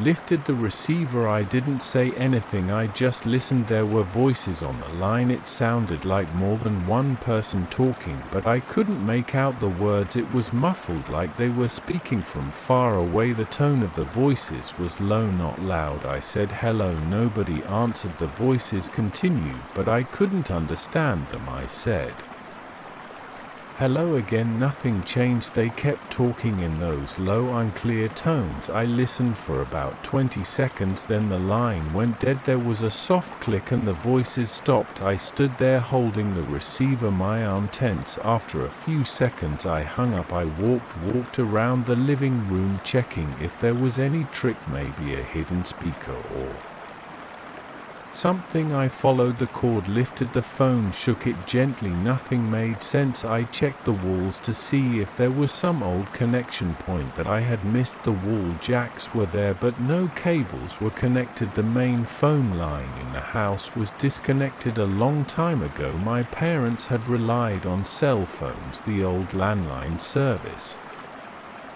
ended years before. I stood there for a few minutes. I tried to remain calm. I was alone in the house, and I didn't like the way my breathing sounded in my ears. I decided I wouldn't think too much about it. I put the phone inside a cardboard box and closed the box. I told myself I'd deal with it in the morning. Maybe it was some kind of strange interference or even a battery-powered trick. Although I couldn't see any batteries, I went back to my bedroom. It took me a while to fall asleep. I kept expecting to hear another ring, but there was silence. The next morning I woke up early. The sun was coming through the window. I got dressed and went straight to the living room. I opened the box and looked at the phone. It was just lying there. I felt uneasy. I took it out of the box and turned it upside down. I looked for any kind of battery compartment. I saw none. I tried turning the dial. It moved freely. The handset seemed normal. The cord was intact but ended in an old connector. I tapped it. It was just plastic and metal parts. Nothing unusual. I checked the rest of the house. No hidden gadgets, no extra wiring. I had planned to take the boxes to the recycling center that morning, but I decided to deal with the phone first. I drove to a nearby electronics store. I showed the phone to a clerk who looked confused. I asked if an old phone like this could store power somehow. He looked at me like I was asking something strange and said not really. I asked if maybe it could be picking up a radio signal. He shrugged and said he didn't know. I left feeling stupid. I went back to the house and put the phone on the kitchen counter. I left it there while I worked on clearing more junk all day. It was silent that night. After a long day of packing, I decided to sleep in the house again. I wanted to finish the job. The next morning I shut off all the lights except for a small lamp in the hallway. I placed the phone in the kitchen. I made sure it was not near any walls or anything else. I left it on the counter far from any source of electricity. Then I went to my room and got into my sleeping bag. I tried to think about something else. I focused on the fact that I was almost done cleaning. I planned to call a realtor soon. I planned to get rid of everything and leave town. The house didn't feel comfortable anymore. It was too quiet and empty. Sometime around midnight the phone rang again. I heard that same old-fashioned ring. I jumped up. This time my heart beat faster. I went straight to the kitchen. The phone was ringing. The sound was clear and steady. I lifted the receiver. I listened. The voices were there again. They were calm, but I couldn't make out what they were saying. It sounded like people talking in another room. I said, "Who is this?" There was no response. I said, "I can't hear you clearly." The voices continued in the same low tone. They didn't respond to my words. I waited. After about 30 seconds, the line went dead again. I hung up. I paced around the kitchen. I felt tense. My chest was tight. I checked every corner of the kitchen, then the living room, then the hallway. I found nothing. I had the phone in my hand. I shook it, tapped it, put my ear to the earpiece without pressing any buttons. Nothing. It was just a piece of old plastic. I decided I wouldn't let it get to me. I carried the phone to the attic. I walked up the creaky stairs. The attic smelled like dust and cardboard. I placed the phone in a box full of old magazines. Then I covered it with another box. I sealed the top box with packing tape. I made sure to bury it in a pile of other boxes so I wouldn't hear it even if it rang. I went back down, turned on the TV in the living room for some noise, and sat on a chair. I didn't have cable, but I had a small antenna and it picked up some local station with old reruns. I watched TV until I felt calmer. After a few hours, nothing happened. I turned off the TV and tried to sleep again. I managed to get a few hours of rest. The next morning I felt tired, my neck was stiff and my head ached. I climbed into the attic to check on the phone. I unstacked the boxes. I peeled off the tape. I lifted the top box. The phone was there right where I had placed it. It hadn't moved. I grabbed it and took it downstairs. I decided to smash it. I went out to the driveway. I placed the phone on the concrete. I grabbed a hammer from the toolbox in the garage. I hesitated for a second. It was just an old phone, right? I lifted the hammer and struck the phone's body. The plastic cracked. I hit it again. The dial broke off. I hit it a few more times until it was in pieces. I picked up the fragments and threw them in a trash bag. I felt a sense of relief. Now it couldn't ring again. It was gone. I put the trash bag in a large bin outside, closed the lid and went back inside. I spent the rest of the day loading up my car with junk. I took a few trips to the recycling center. I didn't think about the phone anymore. I cleaned out some cabinets and swept the floors. I opened all the windows to let fresh air in. The house felt neutral again. By evening I had done most of the work I needed to do. I was going to leave the next day. I had a small dinner in the kitchen, just some canned soup I heated on a portable stove. There was no furniture except a folding chair and a little side table I'd brought from home. I thought about sleeping one more night there to finish a few small tasks. In the morning I decided it was safe now. No phone, no noise. Around midnight I heard something in the attic. It was a soft scraping sound like a box being nudged. I froze. I listened carefully. The sound stopped. I took a flashlight and climbed the attic stairs. The attic was dark. The single bulb barely lit the area. I scanned the floor. The boxes were stacked as I'd left them. I walked around them. Nothing looked different. I thought maybe it was just the house settling. I stepped carefully between boxes. I saw nothing unusual. Then I heard a click. I turned around, pointing the flashlight. I saw a piece of the phone's cord on the floor. It was a small piece of wire and plastic from when I smashed it. I must have missed that piece. When I cleaned up, it was just lying on the floor. I picked it up. It felt rough on one end. I placed it in my pocket. I wanted no traces left of that phone. I went back downstairs. I locked the attic door. I sat in the living room. I listened. The house was quiet. I got my sleeping bag and tried to sleep right there on the floor. I didn't want to sleep in the bedroom anymore. I was tired and my shoulders were tense. I thought about going to a hotel, but it was late and I figured I could handle a few more hours. The house was dark except for a small lamp. The silence was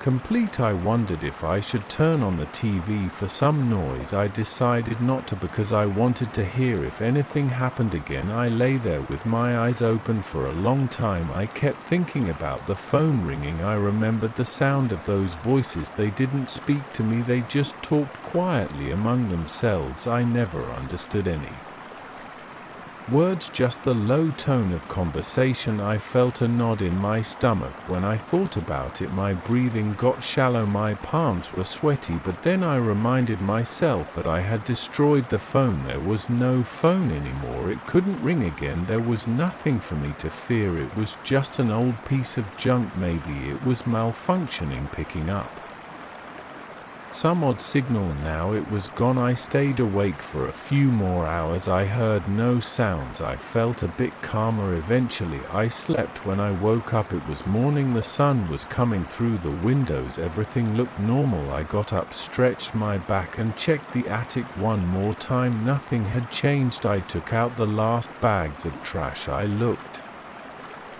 inside the trash bin. Outside, the pieces of the phone were still there. They were broken and silent. I closed the bin. I drove away that afternoon. I didn't stay any longer. I left the house empty and clean. I called a realtor on my way out of town. I never told anyone about the phone. There was nothing to tell that made sense. I moved on with my life. Sometimes I remember the sound of that ring in the dark. Sometimes I remember holding that old receiver and hearing voices that never answered me. I think about it only as a strange event I can't explain. I'm just glad I never heard it again. I moved into my new apartment on a Tuesday morning. I remember the way my arm hurt from carrying boxes up the narrow hallway. The lights in the corridor were dim and made everything look a bit grimy. The door to my apartment was a plain brown slab with a scratched brass number 306. I pushed it open, stepped inside and found a small living room with old wooden floors and a window facing a quiet street. The kitchen was in a corner separated by a short counter. The bedroom was just big enough for a bed and a dresser. There was a faint smell of paint. The building seemed normal enough. Neighbors walked by without saying much. I had no reason to feel anything strange that first day. On Wednesday afternoon, I checked the mailbox downstairs. Inside, I found 2 advertisements and a postcard. I remember noticing the postcard's edges were yellowed. The photograph on the front showed a park bench in a small fountain. I turned it over. There was no return address and no name. The handwriting was careful and small. It said, "Your sink will clog today." I stood there in the building's lobby for a second, feeling confused. It was a weird message. I shrugged and tucked it into my back pocket. At that time I thought it was probably some stupid prank. I had a lot on my mind. I needed to unpack my stuff, go buy groceries and figure out where to place my furniture. That evening around 700 I started washing some dishes. I had made a sandwich and used a single plate and a knife. As I rinsed the plate, the water in the sink suddenly stopped draining. I flicked the switch on the garbage disposal. It made a weak sound and died. I looked down and saw a small backup of dirty water. It smelled like rotten food. I tried to poke at it with a fork, but nothing moved. After a few minutes I realized it was clogged. I remembered the postcard. My forehead felt warm and I noticed my shoulders were tense. I could feel a slight tremor in my hands. The message on that card had predicted this. It was too exact to be a coincidence. The next day I found another postcard. This time it was in my mailbox again. It showed a picture of a sunny beach scene, but it looked old, like something from decades ago. On the back, the handwriting was the same. It read, "You will drop your mug and crack it." I stood there reading it a few times. I wondered who was doing this. I didn't know many people in the city yet. I had moved for work and hadn't even given out my address to anyone but the office and the utility companies. I carried the postcard upstairs, threw it on the kitchen counter and tried To go about my day, I felt nervous. Though I decided not to use my mug, I stored it away in a cabinet and pulled out a cheap plastic cup for my coffee. I thought I was smarter than whoever sent the card that afternoon. I opened my fridge and took out a carton of milk. My phone buzzed on the counter. I turned to grab it and my elbow hit the cup of coffee. I had just poured it, fell to the floor, bounced and splashed hot liquid all over the cabinets. The plastic cup didn't crack, but when I bent down to wipe the mess, my knee hit a glass mixing bowl on the lower shelf. The bowl dropped to the floor and cracked. It wasn't the mug, but something still broke that felt close enough. The tension in my stomach sharpened. I felt cornered. The postcards were predicting small events, and even when I tried to avoid them, something close to the prediction happened. On Friday, another postcard arrived. This one showed a cobblestone street in an old car. On the back, the message said, "You will have trouble with the elevator today." I looked at the building's old elevator doors. I usually use the stairs, but I decided to test something. I would avoid the elevator entirely. I climbed the stairs up and down twice that day just to prove a point. Around 6 o'clock in the evening, I carried out my trash. As I descended, I heard a strange grinding sound echoing through the stairwell. When I reached the lobby, I saw two people standing by the elevator doors. The elevator was stuck between floors and they were calling for help. I hadn't set foot inside it, but the building's elevator was definitely giving people trouble. That felt like another success for the postcards. I stood there watching the old doors, feeling my heart beat faster. I kept silent and went back to my apartment. By Saturday, I had 3 of these postcards on my counter. Their predictions were small and not dangerous, but their accuracy was unsettling. Someone had to be watching me. I checked my front door's lock and looked through the peel. I listened to the walls. Everything seemed normal, just muffled TV noise from the apartment next door I didn't recognize anyone around here. The postcards had no stamp, no postmark. They were being placed directly in my mailbox. I wondered if it could be a building staff member, maybe the superintendent. I decided to ask the building manager. I went downstairs and found him in the small office near the lobby. He was a middle-aged man with a shaved head. His name was Kevin. I